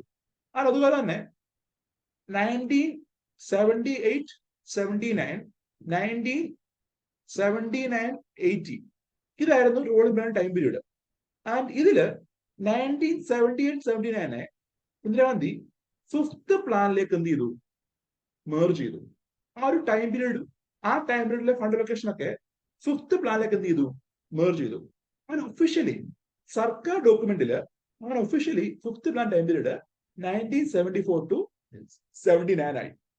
ആക്ച്വലി എന്താണ് 78 ടെർമിനേറ്റ് ചെയ്യപ്പെട്ടതാണ്. പക്ഷെ 1980 അധികാരത്തിൽ വന്നപ്പോ 78, 79 സ്പെൻഡിങ്, ആ സമയത്തുള്ള ചെലവുകളും വരുമാനവും, ആ സമയത്തെ ചെലവുകളൊക്കെ എന്ത് ചെയ്തു? ഈ പറഞ്ഞ 5th പ്ലാൻ ഡോക്യുമെന്റിലേക്ക്, അല്ലെ 5th പ്ലാന്റെ ടൈം പീരീഡിലേക്ക് നമ്മൾ മേർജ് ചെയ്തു. അങ്ങനെ 5th പ്ലാൻ ഒഫീഷ്യലി ഒരു 5-year പ്ലാൻ ആയി.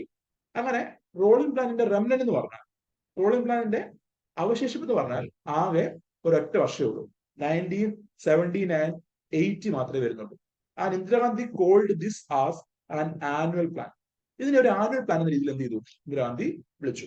So this was the rolling plan period. And next is 6th plan ആണ്. 1980 to 85 ടൈം പീരീഡ് ഇന്ദിരാഗാന്ധി ആയിരുന്നു ചെയർമാൻ. ഒബ്ജക്റ്റീവ് പറയുമ്പോൾ poverty eradication, technological self reliance, controlling population explosion, ഇതായിരുന്നു 6th പ്ലാനിന്റെ major agenda.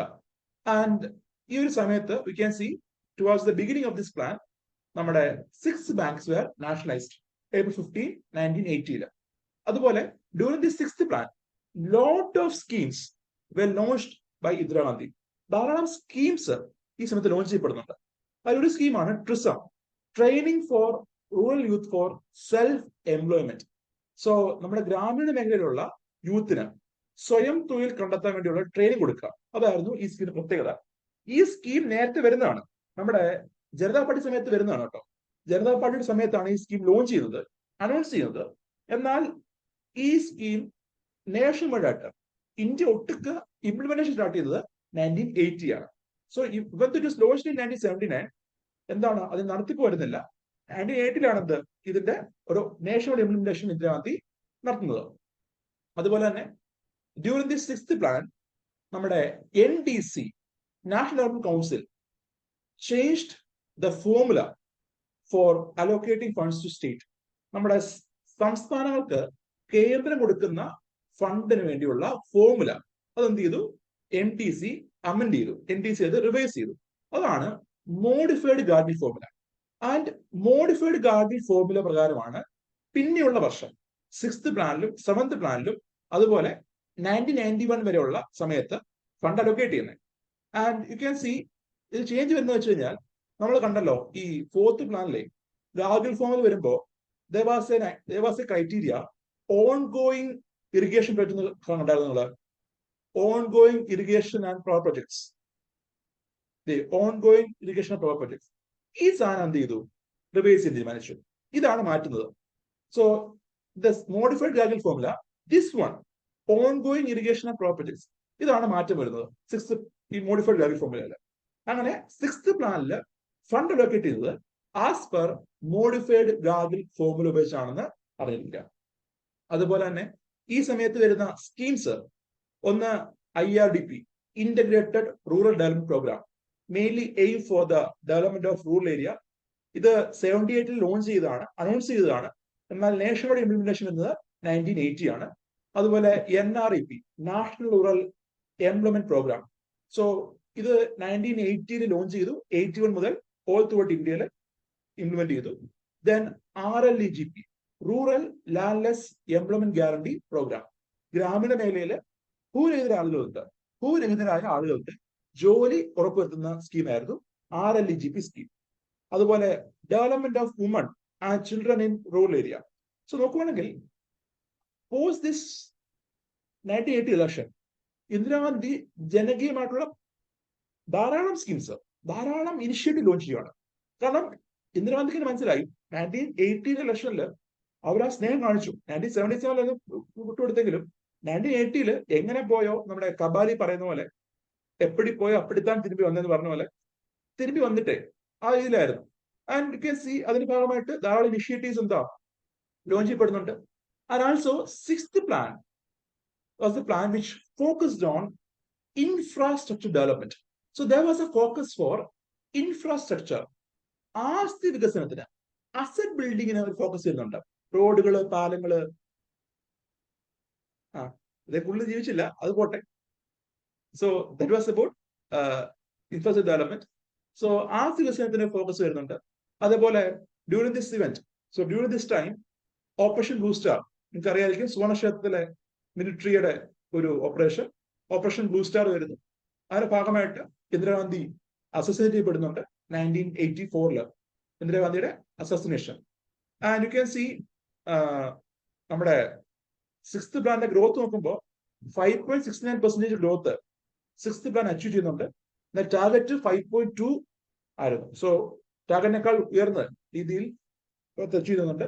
അതുപോലെ poverty ratio നോക്കൂ, 1977-78 48.3 ആയിരുന്നു poverty എങ്കിൽ 1983-85 poverty ratio 37 ആയി. ഏകദേശം 10% മേലെ ദാരിദ്ര്യ നിർമ്മാർജ്ജനം ചെയ്യാനായിട്ട് ഈ ഒരു പ്ലാനിൽ കഴിയുന്നുണ്ട്. And also during this time നമ്മുടെ DRDO defence research development programme integrated missile development programme launch ചെയ്യുന്നുണ്ട്. സോ നമ്മൾ കണ്ടു 6th പ്ലാനിന്റെ ഫോക്കസ് ഏരിയ നോക്കുമ്പോഴേ poverty education, technological self reliance ഇല്ലേ, ഇതിന്റെ ഭാഗമായിട്ടാണ് എന്ത് IGMDP വരുന്നത്, integrated guided missile development programme. This was launched. And ഇത് പ്രകാരമാണ് അഗ്നി, നാഗ്, പൃഥ്വി, തൃശൂർ പോലുള്ള കുറെ military equipment, military weapons develop ചെയ്തത്. ആൻഡ് ഈ ഒരു ഇവന്റ് അല്ലെങ്കിൽ ഈ ഒരു പ്രോഗ്രാം കോർഡിനേറ്റ് ചെയ്തത് നമ്മുടെ the most beloved former prime minister of India APJ Abdul Kalam ആയിരുന്നു. അദ്ദേഹമായിരുന്നു ഈ ഒരു ഇവന്റ്, ഈ ഒരു പ്രോഗ്രാം കോർഡിനേറ്റ് ചെയ്തത്. സോ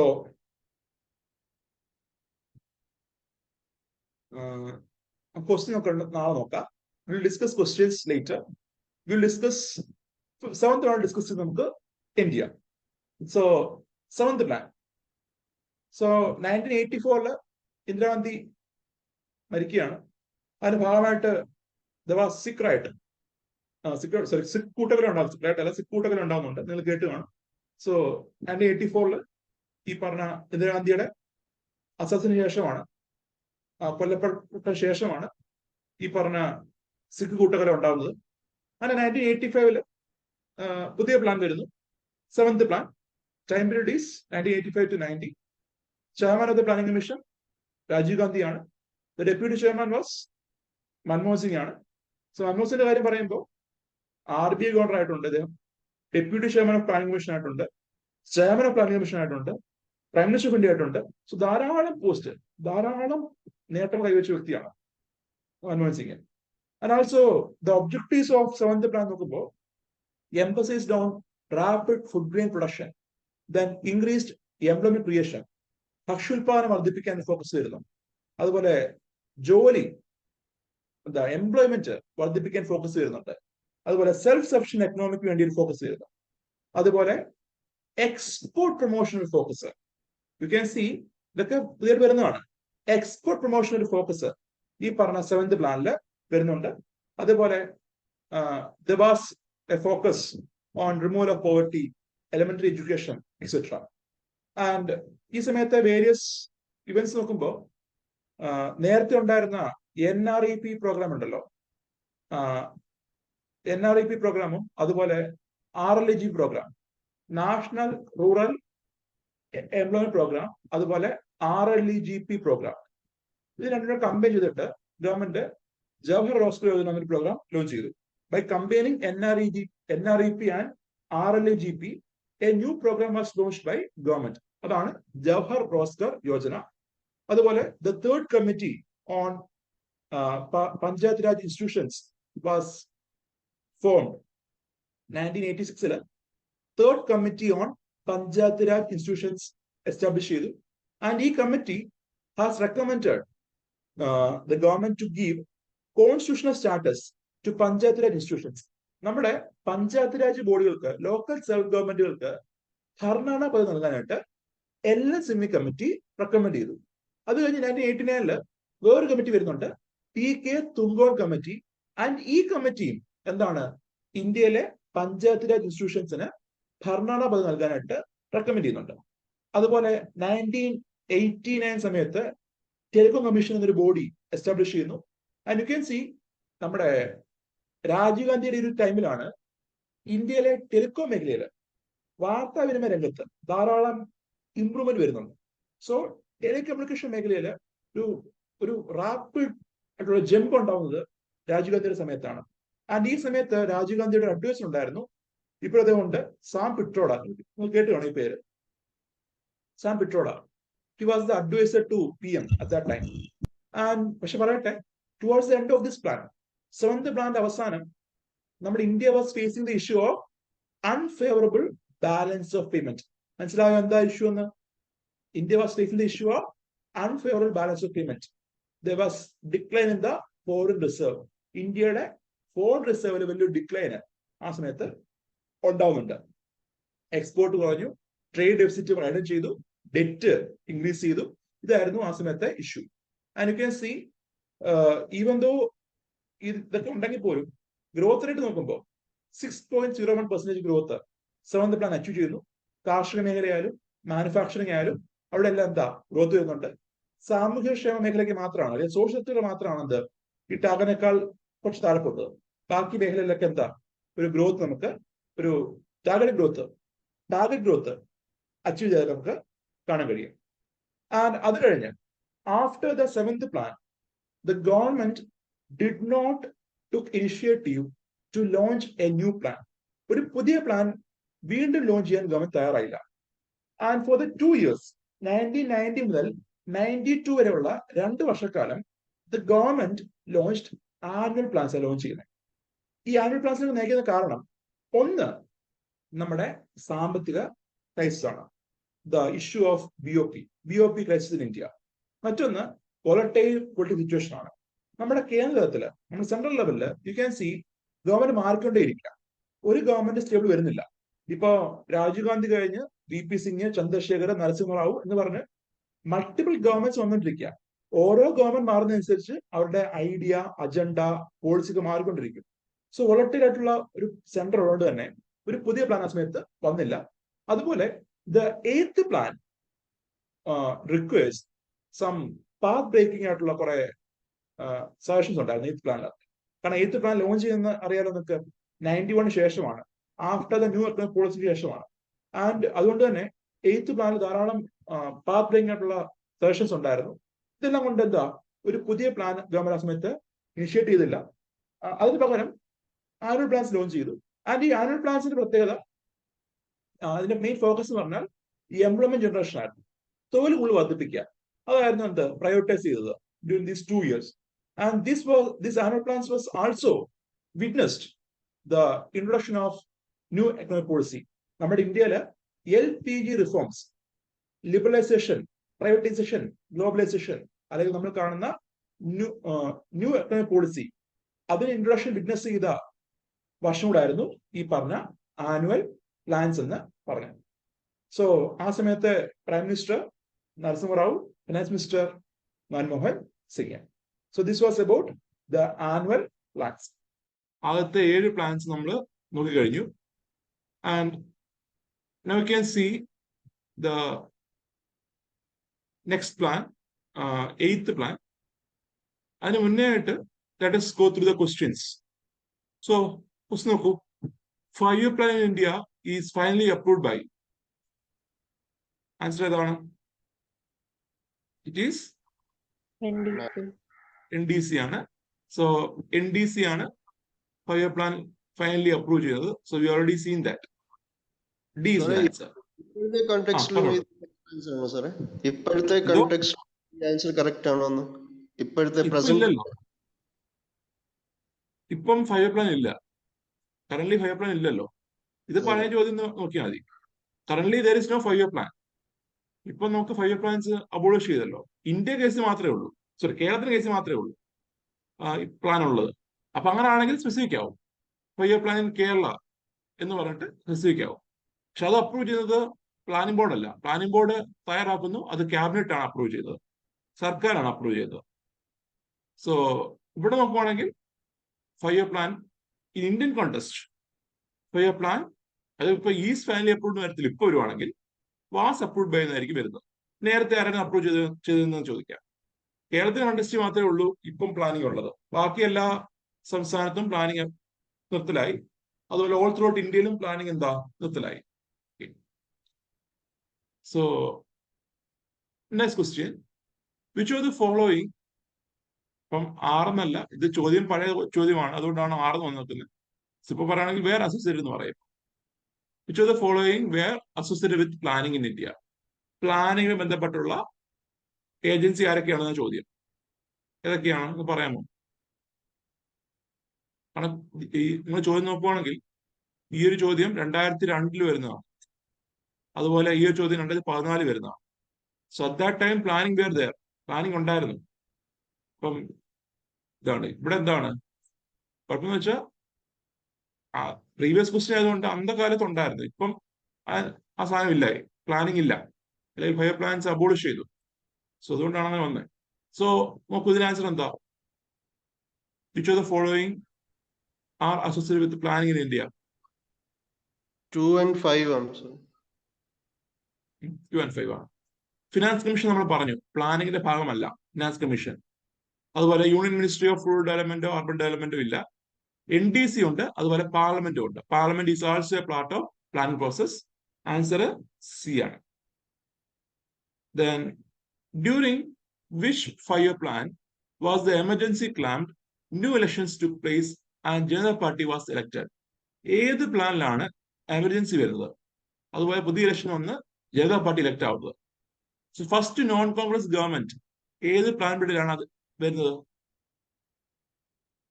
ഇതിലായിരുന്നു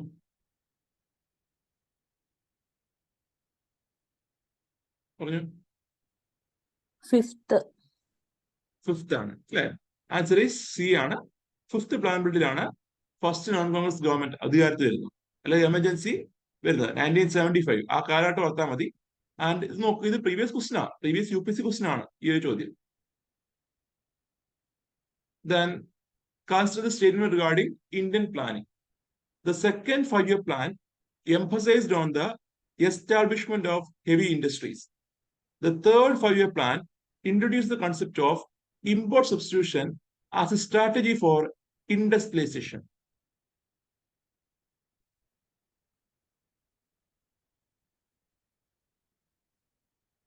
എന്ത് തോന്നുന്നു? ഫസ്റ്റ് ടൈം ശരിയാണോ? നമ്മൾ പറഞ്ഞാണ്, ഡിസ്കസ് ചെയ്തതാണ്. ഹെവി ഇൻഡസ്ട്രീസിന്റെ എസ്റ്റാബ്ലിഷ്മെന്റ് സെക്കൻഡ് പ്ലാൻ എയിം ചെയ്യുന്നുണ്ട്. അതുപോലെ തേർഡ് പ്ലാൻ പറയുമ്പോൾ ഞാൻ പറയാൻ വിട്ടുപോയ കാര്യമാണ്, one of the prior focus of third plan is import substitution ആണ്. ചോദിക്കട്ടെ, എന്താണ് ഈ ഇമ്പോർട്ട് സബ്സ്റ്റിറ്റ്യൂഷൻ എന്ന് പറഞ്ഞാൽ? ഇമ്പോർട്ട് സബ്സ്റ്റിറ്റ്യൂഷൻ എന്ന് പറഞ്ഞു കഴിഞ്ഞാൽ reducing the import by domestically producing the previously imported goods. മുന്നേ നമ്മൾ ഇമ്പോർട്ട് ചെയ്ത ഉൽപ്പന്നങ്ങൾ, ഇറക്കുമതി ചെയ്ത ഉൽപ്പന്നങ്ങൾ. സോ ഉദാഹരണം പറയുമ്പോൾ, സപ്പോസ് നമ്മൾ അരി എക്സാമ്പിൾ അസ്യൂം ചെയ്യുക. സപ്പോസ് നമ്മൾ അരി അല്ലെങ്കിൽ ഏതെങ്കിലും മെഷീൻസ് അല്ലെങ്കിൽ എക്യുപ്മെന്റ്സ് അല്ലെങ്കിൽ എന്തെങ്കിലും ഒരു ഈ പറഞ്ഞ പാർട്സ് നമ്മൾ ഇമ്പോർട്ട് ചെയ്തെന്ന് വെച്ചു, നമ്മൾ ഇറക്കുമതി ചെയ്യായിരുന്നു. ഈ ഇറക്കുമതിക്ക് പകരം എന്ത് ചെയ്യുക, അത് ഡൊമസ്റ്റിക്കലി നമ്മൾ എന്ത് ചെയ്യുക, നിർമ്മിക്കുക. അതാണ് ഇമ്പോർട്ട് സബ്സ്റ്റിറ്റ്യൂഷൻ എന്ന് പറഞ്ഞാൽ. വിച്ച് മീൻസ് എന്താ? Substituting the import by enhancing the domestic production of a good. Substituting the import, import ഇറക്കുമതി എന്ത് ചെയ്യുന്നു, സബ്സ്റ്റിറ്റ്യൂട്ട് ചെയ്യുവാണ്. എന്തുകൊണ്ട്? By substituting an import by domestically producing the item. ഒരു ഉൽപ്പന്നം ഇന്ത്യയിൽ നിർമ്മിച്ചുകൊണ്ട് അതിന്റെ ഇമ്പോർട്ട് എന്ത് ചെയ്യുക, റെഡ്യൂസ് ചെയ്യുകയാണ് ഈ ഒരു നയത്തിന്റെ പ്രധാന എയിം എന്ന് പറയുന്നത്. And you can see third plan പീരീഡില് നമ്മുടെ government has started import substitution. എന്ത് ചെയ്യുക, ഇമ്പോർട്ട് കുറച്ചിട്ട് നമ്മുടെ ഇന്ത്യയിൽ തന്നെ ഉൽപ്പന്നങ്ങൾ നിർമ്മിക്കുക. ഇമ്പോർട്ട് ചെയ്ത ഉൽപ്പന്നങ്ങൾ, പഴയ ഇമ്പോർട്ടൊക്കെ അല്ലെങ്കിൽ പണ്ട് ഇമ്പോർട്ട് ചെയ്ത ഉൽപ്പന്നമൊക്കെ ഇന്ത്യയിൽ തന്നെ നിർമ്മിക്കാനായിട്ട് ഗവൺമെന്റ് എയിം ചെയ്യുന്നുണ്ട്. And you can see third plan introduced the concept of import substitution as a strategy for industrialization. നമ്മുടെ വ്യവസായവൽക്കരണം നമ്മൾ കണ്ടു. തേർഡ് പ്ലാന്റെ ഒരു ഫോക്കസ് ഏരിയ കാർഷിക മേഖലയും വ്യവസായ മേഖലയും ഉണ്ട്. ഇതിൽ വ്യവസായവൽക്കരണത്തിന് വേണ്ടിയിട്ട് ഇന്ത്യയില് റാപ്പിഡായിട്ട് ഇൻഡസ്ട്രീസ് നടക്കണമെങ്കിൽ എന്തുണ്ടാവണം? there should be setting of industries, there should be setting of production units. So ഈ പറഞ്ഞ പ്രൊഡക്ഷൻ യൂണിറ്റ്സിന്റെയും ഇൻഡസ്ട്രീസിന്റെ ഡെവലപ്മെന്റ് ഭാഗമായിട്ടാണ് ഇമ്പോർട്ട് സബ്സ്റ്റിറ്റ്യൂഷൻ എന്നൊരു ഐഡിയ ഗവൺമെന്റ്, എന്നൊരു പോളിസി ഗവൺമെന്റ് കൊണ്ടുവരുന്നത്. So first statement second statement ശരിയാണ്. Answer is C, both 1 and 2. So now you can see the eighth plan. Clear ആണോ എല്ലാവർക്കും? ക്ലിയർ അല്ലേ? So eighth plan the time period is 1992 to 97 ആണ്. This plan is also called as Rao Manmohan model. This plan was launched after the launch of new economic policy. By LPG reform ശേഷം അല്ലെങ്കിൽ പുത്തൻ സാമ്പത്തിക നയത്തിന് ശേഷം ഇന്ത്യയിൽ അവതരിപ്പിക്കപ്പെട്ട plan ഏതെന്ന് ചോദിച്ചു കഴിഞ്ഞാൽ അത് എയ്ത്ത് പ്ലാൻ ആണ്. And in the eighth plan, you can see the formula for allocating funds to state was again modified. നമ്മൾ കണ്ടു 4-ലും 5-ലും we were using Gadgil formula. അത് കഴിഞ്ഞ് 6-ലും 7-ലും ആനുവൽ പ്ലാനിലും you could see there was modified Gadgil formula. And eighth plan സമയത്ത് ഇത് പിന്നെ റിവൈസ് ചെയ്തു. It was called as Gadgil Mukherjee formula. So Gadgil Mukherjee formula എന്നൊരു പുതിയ ഫോർമുല ഗവൺമെന്റ് അഡോപ്റ്റ് ചെയ്തു for allocating funds to states. And ഈ ഒരു ഫോർമുലയാണ് പിൽക്കാലത്ത് എയ്ത്ത് പ്ലാൻ മുതൽ 12th പ്ലാൻ വരെയുള്ള ടൈം പീരീഡിൽ ഫണ്ട് അലോക്കേറ്റ് ചെയ്യാനായിട്ട് ഉപയോഗിക്കുന്നത്. And focus, the main focus നോക്കുമ്പോൾ എയ്ത്ത് പ്ലാനിന്റെ main focus human resource development ആയിരുന്നു. മാനുഷിക വിഭവശേഷി വികസനം. That was the main target of this 8th plan. It has prior focus on employment, education, health. ഇതിനെല്ലാം സ്പെഷ്യൽ ഫോക്കസ് ഉണ്ടായിരുന്നു. And one of the unique character 8th പ്ലാനിന്റെ ഒരു unique objective പറയുകയാണെങ്കിൽ universalisation of elementary education and complete eradication of illiteracy എന്നൊരു ആശയം 8th plan ഉണ്ടായിരുന്നു.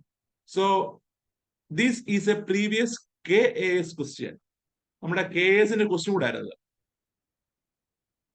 നമ്മൾ ക്ലാസ്സിൽ പറഞ്ഞായിരുന്നു. സോ KASന്റെ പ്രീവിയസ് ക്വസ്റ്റ്യൻ ആയിരുന്നു.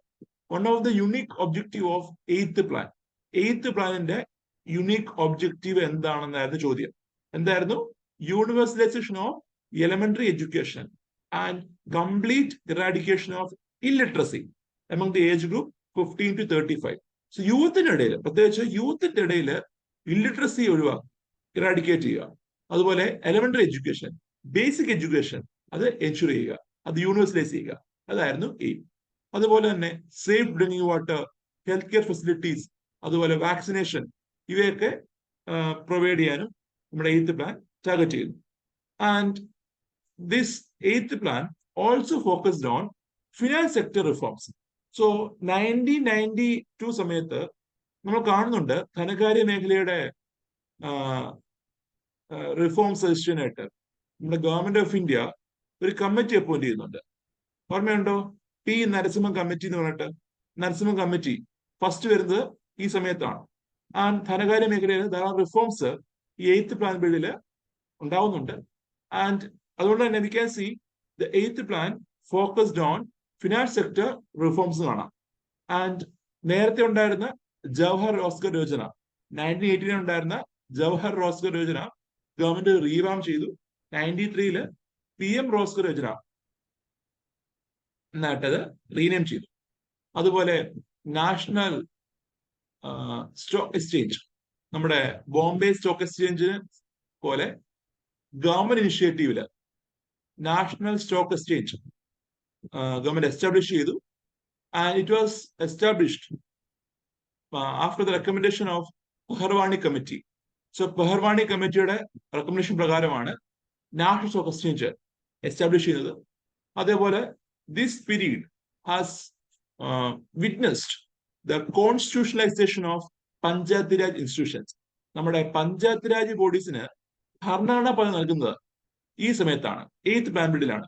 So 1992 73rd and 74th amendment പാസ്സാക്കുകയും 93 പഞ്ചായത്ത് രാജ് ആക്ട് പാസ്സാക്കുകയും ചെയ്യുന്നുണ്ട്, 24th April 93. And panchayat raj ഇൻസ്റ്റിറ്റ്യൂഷൻസിനെ സ്ട്രെങ്തൻ ചെയ്യുന്നത് ഈ ഒരു ആക്ടിന് ശേഷമാണ്, അല്ലെങ്കിൽ ഈ ഒരു അമെന്റ്മെന്റിന് ശേഷമാണെന്ന് നമുക്ക് കാണാൻ കഴിയും. അതേപോലെ WTO ഈ സമയത്താണ്, വേൾഡ് ട്രേഡ് ഓർഗനൈസേഷൻ ഈ ഒരു ടൈം പീരീഡിലാണ് എസ്റ്റാബ്ലിഷ് ചെയ്തത്. ആൻഡ് ഇന്ത്യ അതിന്റെ ഫൗണ്ടിംഗ് മെമ്പർ ആവുന്നുണ്ട്.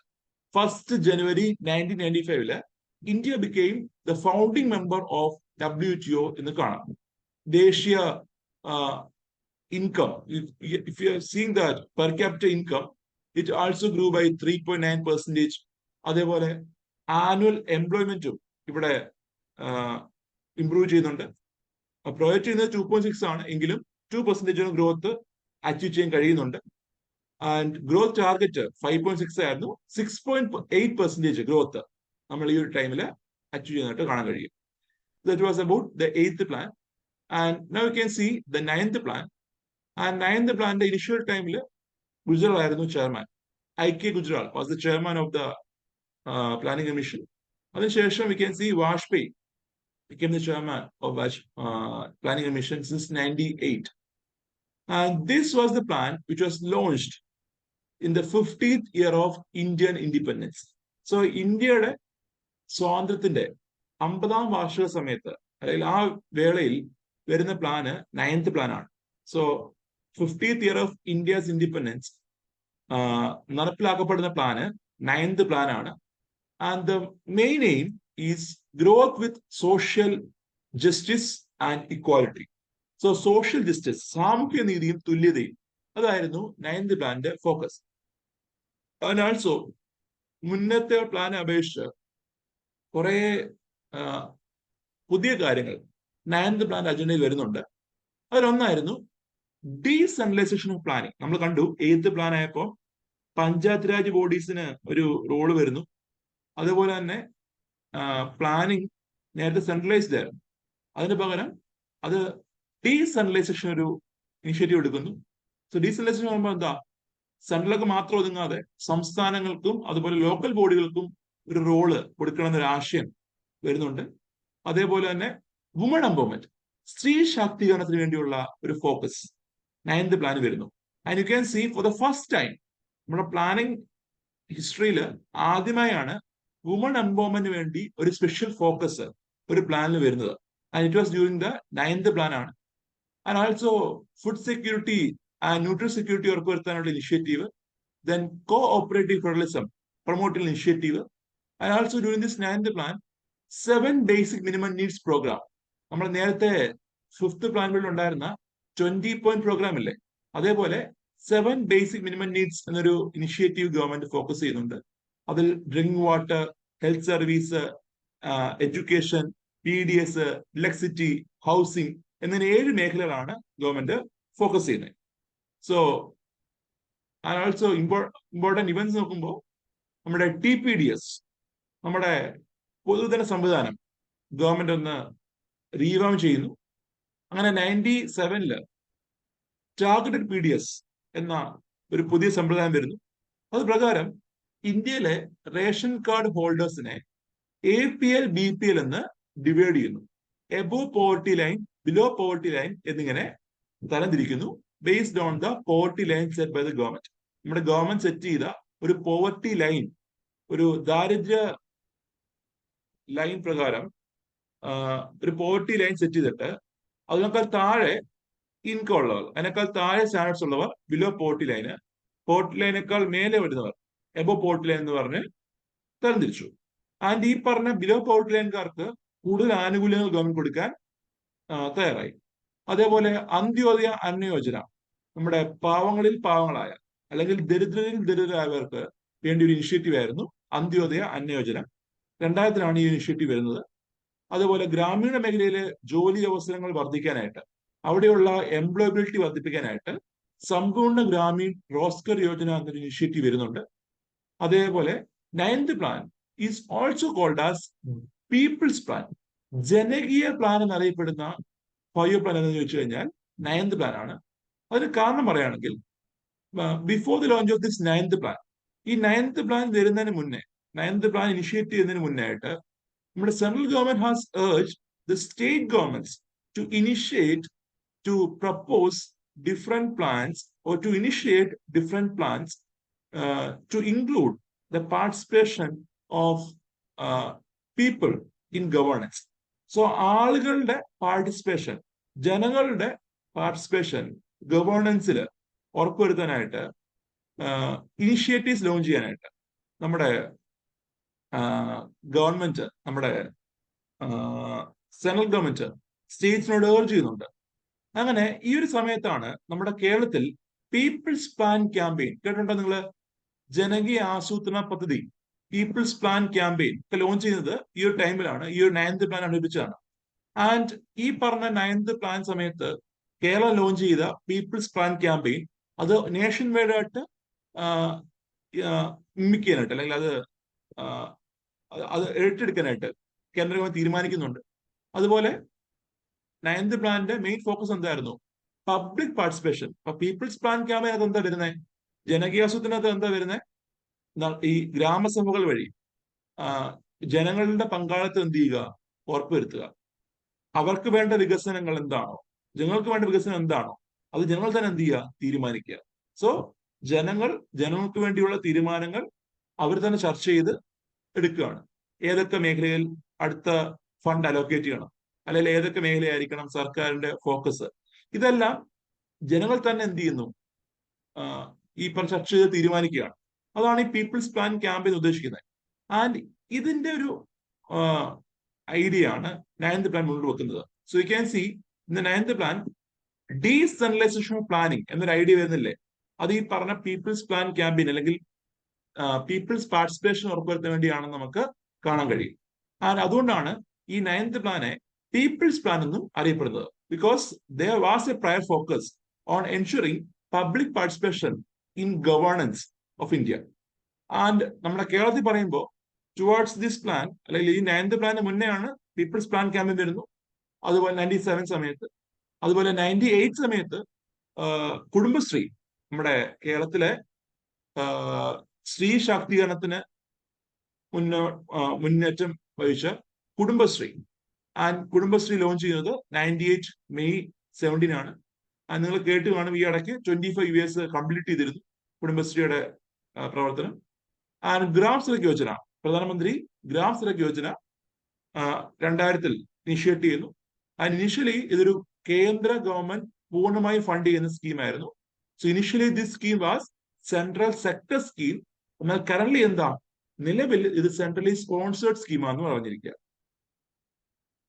അതുപോലെ എഡ്യൂക്കേഷൻ മേഖലയിൽ ഇംപ്രൂവ്മെന്റ് കൊണ്ടുവരുന്നതാണ് Sarva Shiksha Abhiyan, SSA, during the year 2001. And during 1998 the second nuclear test was initiated by the government. അതാണ് ഓപ്പറേഷൻ ശക്തി. ഓപ്പറേഷൻ ശക്തി. ഇതേപോലെ 2019 there was another initiative which is called as mission Shakti. രണ്ടും മാറിപ്പോരുത്. Operation ശക്തിയുണ്ട്, അതുപോലെ മിഷൻ ശക്തിയുണ്ട്. ആൻഡ് ഓപ്പറേഷൻ ശക്തി എന്താണ്? It is the second nuclear test. Mission Shakti എന്ന് പറഞ്ഞു കഴിഞ്ഞാൽ it is an anti satellite missile test. നമ്മുടെ ഇന്ത്യയെ നിരീക്ഷിക്കുന്ന ഒബ്സർവ് ചെയ്യുന്ന ചാര ഉപഗ്രഹങ്ങളെ ഇന്ത്യയിൽ നിന്ന് തന്നെ മിസൈൽ തൊടുത്ത് നശിപ്പിക്കുക. അതാണ് ഈ ആന്റി സാറ്റലൈറ്റ് മിസൈൽ ടെസ്റ്റ്. ഉപഗ്രഹവേദ മിസൈൽ ടെസ്റ്റ് എന്ന് പറയും. Anti satellite missile test or ഉപഗ്രഹവേദ മിസൈൽ ടെസ്റ്റ്. ആൻഡ് അതാണ് മിഷൻ ശക്തി. സോ രണ്ടും ഒരേ പേരാണ്, ശക്തി തന്നെയാണ് കിടക്കുന്നത്, പക്ഷെ രണ്ടും രണ്ടാണെന്ന് അറിഞ്ഞിരിക്കുക. ഓപ്പറേഷൻ ശക്തി, ദെൻ മിഷൻ ശക്തി. ദെൻ ഇതിന്റെ ടാർഗറ്റ് 6.5% ആയിരുന്നു. 5 വർഷത്തെ 1997 തൊട്ട് 2002 വരെയുള്ള 5 വർഷക്കാലത്തെ ആവറേജ് ടാർഗറ്റ് വെച്ചത് 6.5 ആണ്. എന്നാൽ 5.35 അച്ചീവ് ചെയ്യാൻ കഴിഞ്ഞുള്ളൂ. വേരിയസ് ഇഷ്യൂസ് നോക്കുമ്പോൾ ഒന്ന് കാർഗിൽ വാർ ആണ്. 1999 സമയത്ത് കാർഗിൽ വാർ ഉണ്ടാവുന്നുണ്ട് ജൂലൈയിൽ. അതുപോലെ ഇതിന്റെ ടാർഗറ്റ്, സോ ഞാൻ പറഞ്ഞിരുന്നു ചില 5 year പ്ലാൻസിൽ പ്ലാനിംഗ് കമ്മീഷൻ വെക്കുന്ന ടാർഗറ്റ്സ് ഗ്രൗണ്ട് റിയാലിറ്റിയുമായിട്ട് അകന്നു നിൽക്കുന്നൊരു ക്രിറ്റിസിസം ഉണ്ടായിരുന്നു. ആൻഡ് ഈ 9th പ്ലാനും അതാണ് നേരിട്ട്. 9th പ്ലാന്റെ target was fixed by planning commission without considering the ground reality എന്ന് പലരും വിമർശിച്ചു. കാരണം ഈ പറഞ്ഞ 9th പ്ലാനിന്റെ തുടക്കത്തില്, 9th പ്ലാനിന്റെ ബിഗിനിങ്ങില് we could see there was a crisis in South East Asia. നമ്മുടെ സൗത്ത് ഈസ്റ്റ് ഏഷ്യയില്, നമ്മുടെ ആസിയാൻ നേഷൻസിന് ഇടയിൽ ഒരു ക്രൈസിസ് ഉണ്ടാകുന്നുണ്ട്. There was a financial crisis in South East Asian nations. And ഈ സൗത്ത് ഈസ്റ്റ് ഏഷ്യൻ നേഷൻസിലെ സാമ്പത്തിക ക്രൈസിസ്, എക്കണോമിക് ക്രൈസിസ്, അതിന്റെ ഒരു വേവ് ഇന്ത്യയിലേക്ക് വരുന്നുണ്ട്. അത് നോക്കുവാണെങ്കിൽ ഈ ഒരു ക്രൈസിസ് ഉണ്ടാകുന്ന എപ്പോഴാണ്? 9th plan അടുപ്പിച്ചാണ്. 9th plan launch ചെയ്ത് മുന്നേറ്റാണ് വരുന്നത്. 97 9th പ്ലാൻ വരുന്നത്. അതിന് മുന്നേറ്റ് തന്നെ ഈ ക്രൈസിസ് ഉണ്ട് നമ്മുടെ സൗത്ത് ഈസ്റ്റ് ഏഷ്യൻ നേഷനിലുണ്ട്. സൗത്ത് ഈസ്റ്റ് ഏഷ്യൻ നേഷൻസിൽ ആ മാന്ദ്യമുണ്ട്. ആ മാന്ദ്യത്തിന്റെ ഒരു എക്കോ, അല്ലെങ്കിൽ അതിന്റെ ഒരു ഇമ്പാക്ട്, അതിന്റെ ഒരു വേവ് കേരളത്തിലേക്കും ഇന്ത്യയിലേക്കും വരുന്നു. പക്ഷെ എന്താ, ഇന്ത്യയില് ഈ ഒരു ക്രൈസിസ് അല്ലെങ്കിൽ ഈ ഒരു ഇഷ്യൂസ് പ്ലാനിംഗ് കമ്മീഷൻ എന്ത് ചെയ്യുന്നില്ല, കൺസിഡർ ചെയ്യുന്നില്ല, ഈ ടാർഗറ്റ് ഫിക്സ് ചെയ്യുന്നില്ല. So that was the criticism against this target. അതേപോലെ ഈ പറഞ്ഞ 9th പ്ലാന്റെ സമയത്തായാലും we can see there was a political instability. Vajpayee തന്നെ 2 ഘട്ടം വരുന്നുണ്ട് ആ ടൈമില്. കാരണം മൾട്ടിപ്പിൾ ടൈം വാജ്പേയി സമയത്ത് വരുന്നുണ്ട്. സോ ഡിഫറെന്റ് ഗവൺമെന്റ്സ് ഈ ഒരു ടൈമില് നമുക്ക് കാണാൻ കഴിയും വരുന്നതായിട്ട്. ഇതെല്ലാം കാരണം 9th plan has face some issues എന്ന് കാണാം. ഈ പറഞ്ഞ വാറ്, ഏഷ്യൻ ക്രൈസിസ്, ദെൻ ടാർഗറ്റിലെ unrealistic nature, then political instability. Then it is the 10th plan. 2002-2007 ആയിരുന്നു ടൈം പീരീഡ്. ചെയർമാൻ ആദ്യഘട്ടത്തിൽ വാജ്പേയി, പിന്നെ മൻമോഹൻ സിംഗ് ആണ്. സോ ഇതിന്റെ എയിം നോക്കുവാണെങ്കിൽ ദാരിദ്ര്യ നിരക്ക് റെഡ്യൂസ് ചെയ്യുക. ബൈ 2012, 10 വർഷം കൊണ്ട് 15% ആയിട്ട് ഇന്ത്യയിലെ പോവർട്ടി റേഷ്യോ റെഡ്യൂസ് ചെയ്യുക. അതേപോലെ പെർ ക്യാപിറ്റ ഇൻകം, നമ്മുടെ ആൾ ഓഹരി വരുമാനം 10 വർഷം കൊണ്ട് ഡബിൾ ചെയ്യുക. അതേപോലെ 5 വർഷം കൊണ്ട് 5 കോടി തൊഴിലവസരങ്ങൾ എന്ത് ചെയ്യുക, സൃഷ്ടിക്കുക. ഒരു വർഷം 1 കോടി ജോലി വെച്ച്, ഒരു വർഷം 1 കോടി തൊഴിൽ വെച്ച് 5 വർഷം കൊണ്ട് 5 കോടി തൊഴിലവസരം സൃഷ്ടിക്കുക. അതുപോലെ ലിറ്ററസി റേറ്റ്, നമ്മുടെ സാക്ഷരത നിരക്ക് 2007 ആകുമ്പോൾ 70% ആക്കുക. അതുപോലെ പോപ്പുലേഷൻ ഗ്രോത്ത് 21.3 നിന്ന് 16.3 ആയിട്ട് റെഡ്യൂസ് ചെയ്യുക. These were the main targets of the 10th plan. അതേപോലെ this plan is also called as Kerala Model Plan. So Kerala Model Plan എന്നറിയപ്പെടുന്ന പ്ലാൻ എന്ന് വെച്ച് കഴിഞ്ഞാൽ ഇറ്റ് ഈസ് 10th പ്ലാൻ ആണ്. സോ 10th പ്ലാൻ എന്തുകൊണ്ട് Kerala model plan എന്നറിയപ്പെടുന്നു? അതിന് കാണാൻ നോക്കുകയാണെങ്കിൽ കേരള മോഡൽ പ്ലാന്റെ പ്രത്യേകത എന്താ? Government is prioritising the health sector, education, poverty education. So ആളുകളുടെ ദാരിദ്ര്യം നിർമ്മാണം ചെയ്യുക. സോഷ്യൽ ഇൻഡിക്കേറ്റേഴ്സ് ആണെന്ത് സർക്കാർ കൂടുതലും ഫോക്കസ് ചെയ്യുന്നത് in the case of Kerala model plan. Kerala വികസന മാതൃകയില് സർക്കാരിന്റെ പ്രയർ ഫോക്കസ് എന്താണ്? അസറ്റ് ബിൽഡിങ്ങോ ആസ്തി വികസനമല്ല. ഇപ്പം പുതിയ റോഡുകളോ പാലങ്ങളോ അതിനല്ല പ്രയോറിറ്റി. പ്രധാനമായിട്ടും ആളുകളുടെ ക്ഷേമം ഉറപ്പുവരുത്തുക, വെൽഫെയർ ഉറപ്പുവരുത്തുക. എഡ്യൂക്കേഷൻ ആയാലും ഹെൽത്ത് ആയാലും അതുപോലെ പോവർട്ടി എഡ്യൂക്കേഷൻ ആയാലും വുമൺ എംപവർമെന്റ് ആയാലും ഇതൊക്കെയാണ് എന്ത് പ്രയർ ഫോക്കസ് വരുന്നത്. ആൻഡ് 10th പ്ലാനിൽ V can see there was a focus on the social sector. And also during this 10th plan, the government has declared agriculture as the prime moving force of the economy. നമ്മുടെ കാർഷിക മേഖല Indian എക്കണോമിയെ മുന്നോട്ട് നയിക്കുന്ന ഒരു prime moving force ആണ് എന്ന് government declare ചെയ്തു. And states involvement in planning need to be increased എന്നൊരു ഇനിഷ്യേറ്റീവ് വന്നു. നമ്മുടെ പഞ്ചായത്ത് രാജ് ഇൻസ്റ്റിറ്റ്യൂഷൻസിനെ, PRIസിനെ കൂടുതൽ ഉൾപ്പെടുത്തിക്കൊണ്ട് സംസ്ഥാനങ്ങളുടെ റോള് പ്ലാനിൽ എന്ത് ചെയ്യുക, ഇൻക്രീസ് ചെയ്യുക എന്നൊരു ഇനിഷ്യേറ്റീവ് വരുന്നുണ്ട്. അതുപോലെ ഗവേണൻസ്, സുസ്ഥിരമായ അല്ലെങ്കിൽ സദ്ഭരണം വികസനത്തിന്റെ ഒരു ഫാക്ടറാണ് എന്ന് ഗവൺമെന്റ് ഡിക്ലെയർ ചെയ്യുന്നു. And also we can see the important events നോക്കുമ്പോൾ NRHM, national rural health mission, ദേശീയ ഗ്രാമീണ ആരോഗ്യ മിഷൻ ഗവൺമെന്റ് ലോഞ്ച് ചെയ്തു 2005. ഇതിനു ശേഷമാണ് നമ്മുടെ ഇന്ത്യ ഒട്ടുക്ക് പ്രൈമറി ഹെൽത്ത് സെന്റേഴ്സ്, പ്രാഥമിക ആരോഗ്യ കേന്ദ്രങ്ങൾ അവ സ്പ്രെഡ് ചെയ്യാൻ കാരണമായ ഒന്നാണ് ദേശീയ ഗ്രാമീണ ആരോഗ്യ മിഷൻ എന്ന് പറഞ്ഞ. സോ പ്രൈമറി ഹെൽത്ത് സെന്റേഴ്സിന്റെ ഒരു ഡെവലപ്മെന്റ്, അതിന്റെ ഒരു സ്പ്രെഡ് വരാൻ കാരണമായ പദ്ധതിയാണ് ഈ പറഞ്ഞ NRHM. നമ്മുടെ കേരളത്തിൽ നോക്കുവാണെങ്കിൽ നിലവിൽ കേരളത്തിലെ പ്രൈമറി ഹെൽത്ത് സെന്ററിൽ പലതും we have converted into family health centre. നിങ്ങൾ കേട്ട് കാണും, പ്രാഥമിക ആരോഗ്യ കേന്ദ്രമായിട്ട് കുടുംബാരോഗ്യ കേന്ദ്രമായിട്ട് ഇപ്പൊ എന്ത് ചെയ്യുന്നുണ്ട്, ഗവൺമെന്റ് റെജുവിനേറ്റ് ചെയ്യുന്നുണ്ട് നമ്മുടെ കേരളത്തില്. അതുപോലെ തന്നെ അർബൻ ഏരിയയുടെ റിന്യൂവൽ അല്ലെങ്കിൽ അർബൻ ഏരിയയുടെ ഇൻഫ്രാസ്ട്രക്ചറും അവിടെയുള്ള എന്താണ് ക്വാളിറ്റി ഓഫ് ലൈഫും ഇംപ്രൂവ് ചെയ്യാൻ വേണ്ടിയുള്ള ഇനിഷ്യേറ്റീവ് ആയിരുന്നു JNNURM, Jawaharlal Nehru national urban renewal mission. So നിങ്ങൾ ഈ KSRTCയിലൊക്കെയുള്ള ഓറഞ്ച് കളർ AC ബസ്, പച്ച കളർ AC ബസ്, പച്ച കളർ ലോഫർ ബസ് ഇതെല്ലാം കാണുമ്പോൾ നിങ്ങൾ അവിടെ ഒരു ലോഗോ കാണാം, ജൻറം എന്നൊരു ലോഗോ കാണാം. KSRTC കാണും, KURTC എന്നായിരിക്കും കാണുന്നത്. അതിനൊപ്പം തന്നെ you may see the logo, JNNURM എന്ന ലോഗോ, ഇങ്ങനെ വട്ടത്തില് ജൻറം എഴുതിക്കുന്ന ലോഗോ നിങ്ങൾക്ക് കാണാൻ കഴിയും. So Jawaharlal Nehru national urban renewal mission എന്നാണ് ഇതിന്റെ initiative. And KSRTC AC bus അതൊക്കെ എന്താ ഇതിന്റെ ഭാഗമായിട്ട് വരുന്നതാണ്, ജൻറം ഭാഗമായിട്ട് വരുന്നതാണ്. സോ ആ ബസ് കൊടുക്കുന്നതെല്ലാം ഈ സ്കീം വഴിയാണ്, ജൻറം സ്കീം വഴിയാണ്. ആൻഡ് ബസ് മാത്രമല്ല, this initiative aims to improve the infrastructure in urban area.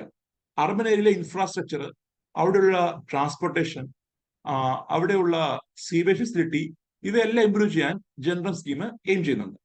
അതേപോലെ 2006 സമയത്ത് MG NREGA, Mahatma Gandhi national rural employment guarantee act government launch ചെയ്യുന്നു.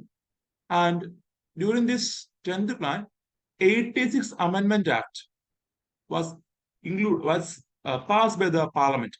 2002 ഡിസംബറിൽ 86ാമത്തെ ഭരണഘടന ഭേദഗതി പാസ്സാക്കി. അതാണ് ആർട്ടിക്കിൾ 21A നയിക്കുന്നത്. ആൻഡ് ആർട്ടിക്കിൾ 21A എന്താണ്? It is the right to education act, അല്ലെ? റൈറ്റ് ടു എഡ്യൂക്കേഷനിലേക്ക് നയിക്കുന്ന ഒരു അമെന്റ്മെന്റ് ആയിരുന്നു ആർട്ടിക്കിൾ 21A എന്ന് പറയുന്നത്. ആൻഡ് ഇതിന്റെ ഗ്രോത്ത് ടാർഗറ്റ് 8% ആണ്. 7.7% ഗ്രോത്ത് ഈ കാലയളവില് ഗവൺമെന്റ് ഇന്ത്യ അച്ചീവ് ചെയ്യുന്നുണ്ട്. Then there is 11th plan. And 11th പ്ലാന്റെ main focus faster and more inclusive growth ആണ്. Faster and more inclusive growth, അതാണ് 11th പ്ലാന്റെ ഫോക്കസ്. ഇതിന്റെ main aim to resolve regional imbalance in the country. നമ്മുടെ ഇന്ത്യയിലുള്ള regional ആയിട്ടുള്ള imbalance എന്ത് ചെയ്യുക? റിസോൾവ് ചെയ്യുക. സി രംഗരാജാണ് പ്രിപ്പയർ ചെയ്യുന്നത്. ചെയർമാൻ മൻമോഹൻ സിംഗ് ആയിരുന്നു. And in this 11th plan the savings rate and investment rate increase ചെയ്യാൻ പ്രപ്പോസൽ ഉണ്ട്. നമ്മുടെ ഗ്രോത്ത് പ്രൊമോട്ട് ചെയ്യാനായിട്ട് സേവിങ്സ് റേറ്റും ഇൻവെസ്റ്റ്മെന്റും പ്രൊമോട്ട് ചെയ്യാൻ എയിം ചെയ്യുന്നു. Also there was focus on social sector. നമ്മുടെ സാമൂഹ്യ മേഖലയ്ക്ക് സ്പെഷ്യൽ ഫോക്കസ് 11th പ്ലാനിൽ വരുന്നുണ്ട്. And you can C during this 11th plan there was promotion of PPP model. എന്താണ് PPP എന്ന് വെച്ചാൽ? Public private partnership. സോ സർക്കാർ മാത്രം ഒരു പ്രൊജക്ട് ചെയ്യുന്നതിന് പകരം സർക്കാരും അതേപോലെ സ്വകാര്യ പങ്കാളിത്തവും രണ്ടുകൂടെ എന്ത് ചെയ്യുക? ഒരുമിച്ച് പാർട്ടിസിപ്പേറ്റ് ചെയ്യുക. അതാണ് ഇത് പബ്ലിക് പ്രൈവറ്റ് പാർട്ണർഷിപ്പ് എന്ന് പറയുന്നത്. And in this 11th plan there was focus on reducing poverty and generating employment also. And this was the plan which has achieved the highest average growth in all the plan, among all the plan. നമ്മുടെ India നടപ്പിലാക്കിയ 12 പ്ലാൻസിൽ ഏറ്റവും കൂടുതൽ average growth rate achieve ചെയ്ത plan നോക്കുകയാണെങ്കിൽ 11th plan ആണ്. 7.9% ആണ് 11th plan achieve ചെയ്യുന്ന average growth rate. So 7.9 was the average growth rate achieved by the 11th plan എന്ന് കാണാൻ കഴിയും. And next is 12th plan ആണ്. ഞാൻ പറയട്ടെ, ആഫ്റ്റർ ദ 10th പ്ലാൻ നമ്മൾ ജസ്റ്റ് ഈ ഓരോ പ്ലാനിന്റെയും മെയിൻ അജണ്ട എന്തായിരുന്നു, ആൻഡ് ആ സമയത്തെ എന്തെങ്കിലും ഇമ്പോർട്ടന്റ് ആയിട്ടുള്ള പ്രത്യേകത ഉണ്ടോ, അത് മാത്രം നോക്കിയാൽ മതി. No need to dig deeper. ഈ പറഞ്ഞ ഓരോ പ്ലാനിന്റെയും ടാർഗറ്റ് എല്ലാം പഠിക്കേണ്ട ആവശ്യമില്ല. അതിന് ഇമ്പോർട്ടന്റ് പോർഷൻസ് മാത്രം എന്ത് ചെയ്യുക? നോക്കി പോവുക. So 12th plan time period 2012-17 ആണ്. And this was the last plan in India. And the main theme of the 12th plan is faster, more inclusive and sustainable growth. So sustainable growth എന്നൊരു idea ഇന്ത്യയില് ഈ 12th പ്ലാനിൽ ഒരു wide spread ആയിട്ട് ഉപയോഗിക്കപ്പെടുന്നുണ്ട്. എന്താണ് sustainable growth എന്ന് പറഞ്ഞാൽ? We have to use our resources in a judicious manner to preserve them for future generation. അപ്പൊ നമ്മൾ എന്താണ്, നമ്മുടെ ഇന്ത്യയിലൊക്കെ അറിയാം, നമുക്ക് നോക്കുവാണെങ്കിൽ നമ്മുടെ ഇന്ത്യയില് റിസോഴ്സസ് എന്താണ്? പരിമിതമാണ്. സോ ഈ പരിമിതമായ റിസോഴ്സസ് നമ്മൾ എന്ത് ചെയ്യുക? ജുഡീഷ്യസ് ആയിട്ട് യൂസ് ചെയ്യുക. Without exploitation we have to use this resources and we have to preserve this resource for future generation. നമ്മുടെ ഡിമാൻഡ് മീറ്റ് ചെയ്യണം, അതേപോലെ ഭാവി തലമുറയുടെ ഡിമാൻഡ് എന്ത് ചെയ്യണം? മീറ്റ് ചെയ്യാൻ വേണ്ടി ഇത് പ്രിസർവ് ചെയ്യണം. So when we are utilizing resources, we have to utilize the resource in such a way that we have to meet our own demand without compromising the ability of future to use the resources. നമ്മുടെ ഭാവി തലമുറയുടെ അല്ലെങ്കിൽ future ജനറേഷന്റെ എബിലിറ്റിയെ, ഈ resource use ചെയ്യാനുള്ള എബിലിറ്റിയെ നമ്മൾ എന്ത് ചെയ്യാൻ പാടില്ല? കോംപ്രമൈസ് ചെയ്യാൻ പാടില്ല. അതാണ് ഈ സസ്റ്റൈനബിൾ ഗ്രോത്ത് എന്ന് പറയുന്നത്, ഓർ സസ്റ്റൈനബിൾ ഡെവലപ്മെന്റ് എന്ന് പറയുന്നത്. ആൻഡ് യു ക്യാൻ സി ഈ പറഞ്ഞ 12th plan prioritised the faster, more inclusive and sustainable growth എന്ന് കാണാം. ആൻഡ് ഈ ഒരു ടൈമിലാണ് നമ്മുടെ പ്ലാനിംഗ് കമ്മീഷൻ അബോളിഷ് ചെയ്തിട്ട് നീതി ആയോഗ് എസ്റ്റാബ്ലിഷ് ചെയ്യുന്നത്. ആൻഡ് ഇതിന് ടാർഗറ്റ് വെച്ചത് 9% ആയിരുന്നു ഗ്രോത്ത് റേറ്റ് ടാർഗറ്റ്. എന്നാൽ അച്ചീവ് ചെയ്യാൻ കഴിയുന്നത് ഓൾമോസ്റ്റ് 7% മാത്രമാണ്. And during this 12th plan, you can see some of the targets. ഇത് മാത്രമല്ല കേട്ടോ, ധാരാളം ടാർഗറ്റ്സ്, ധാരാളം ലക്ഷ്യങ്ങൾ സെക്ടർ സ്പെസിഫിക് ആയിട്ട് തന്നെ പറയുന്നുണ്ട്. ഇപ്പോ ഈ 12th പ്ലാൻ ഒക്കെ ആകുമ്പോൾ U can see the document size, അല്ലെങ്കിൽ ഒരു 10th പ്ലാൻ ഒക്കെ ശേഷം നമുക്ക് കാണാൻ കഴിയും പ്ലാൻ ഡോക്യുമെന്റ് സൈസിന് എന്ത് ചെയ്യുന്നുണ്ട്, ഇൻക്രീസ് ചെയ്യുന്നുണ്ട്. മുന്നത്തെ അപേക്ഷിച്ച് ഒരു കോംപ്രിഹെൻസീവ് ഡോക്യുമെന്റ് ആയിട്ട്, ഒരു ലാർജ് ഡോക്യുമെന്റ് ആയിട്ട് നമ്മുടെ പ്ലാൻ ഡോക്യുമെന്റ് മാറുന്നുണ്ട്. ആൻഡ് ഡിഫറെന്റ് ഒബ്ജക്റ്റീവ്സ് നോക്കുമ്പോൾ 12th പ്ലാൻ ഒബ്ജക്റ്റീവ് നോക്കുമ്പോൾ 50 മില്യൺ ജോബ്സ് ഈ നോൺ ഫോം സെക്ടറിൽ ക്രിയേറ്റ് ചെയ്യാനായിട്ട് എയിം ചെയ്യുന്നു. അതുപോലെ നമ്മുടെ കാർഷിക മേഖലയിൽ 4% ഗ്രോത്ത് അച്ചീവ് ചെയ്യാൻ എയിം ചെയ്യുന്നു. അതുപോലെ നമ്മുടെ എനർജി സപ്ലൈസ് അല്ലെങ്കിൽ എനർജി പ്രൊഡക്ഷനിൽ 6.5 to 7% ഗ്രോത്ത് അച്ചീവ് ചെയ്യുക. അതുവഴി നമ്മുടെ GDP 9% ഗ്രോത്ത് അച്ചീവ് ചെയ്യുക. സോ എനർജി മേഖലയിൽ 6 മുതൽ 7% വരെ വളർച്ച കൈവരിക്കുകയും അതുവഴി GDP-യിൽ 9% വളർച്ച കൈവരിക്കാനും ഈ പറഞ്ഞ 12th പ്ലാൻ ടാർഗറ്റ് ചെയ്യുന്നുണ്ട്. അതുപോലെ എഡ്യൂക്കേഷനും ഹെൽത്തിനും സ്കിൽ ഡെവലപ്മെന്റും ഒക്കെ 12th പ്ലാന്റെ പ്രയോറിറ്റി ആയിട്ട് നമുക്ക് കാണാൻ കഴിയും. So that was about the 12th plan. So just ഇതിന്റെ മെയിൻ തീം അത് നോക്കി വെച്ചെടുക്കാം. അതുപോലെ ഈ സമയത്ത് നടന്ന ഇവന്റ് ഏതാണ്? പ്ലാനിംഗ് മിഷന്റെ അബോളിഷ്മെന്റ്, ദെൻ നീതി ആയോഗിന്റെ ഇൻസെപ്ഷൻ.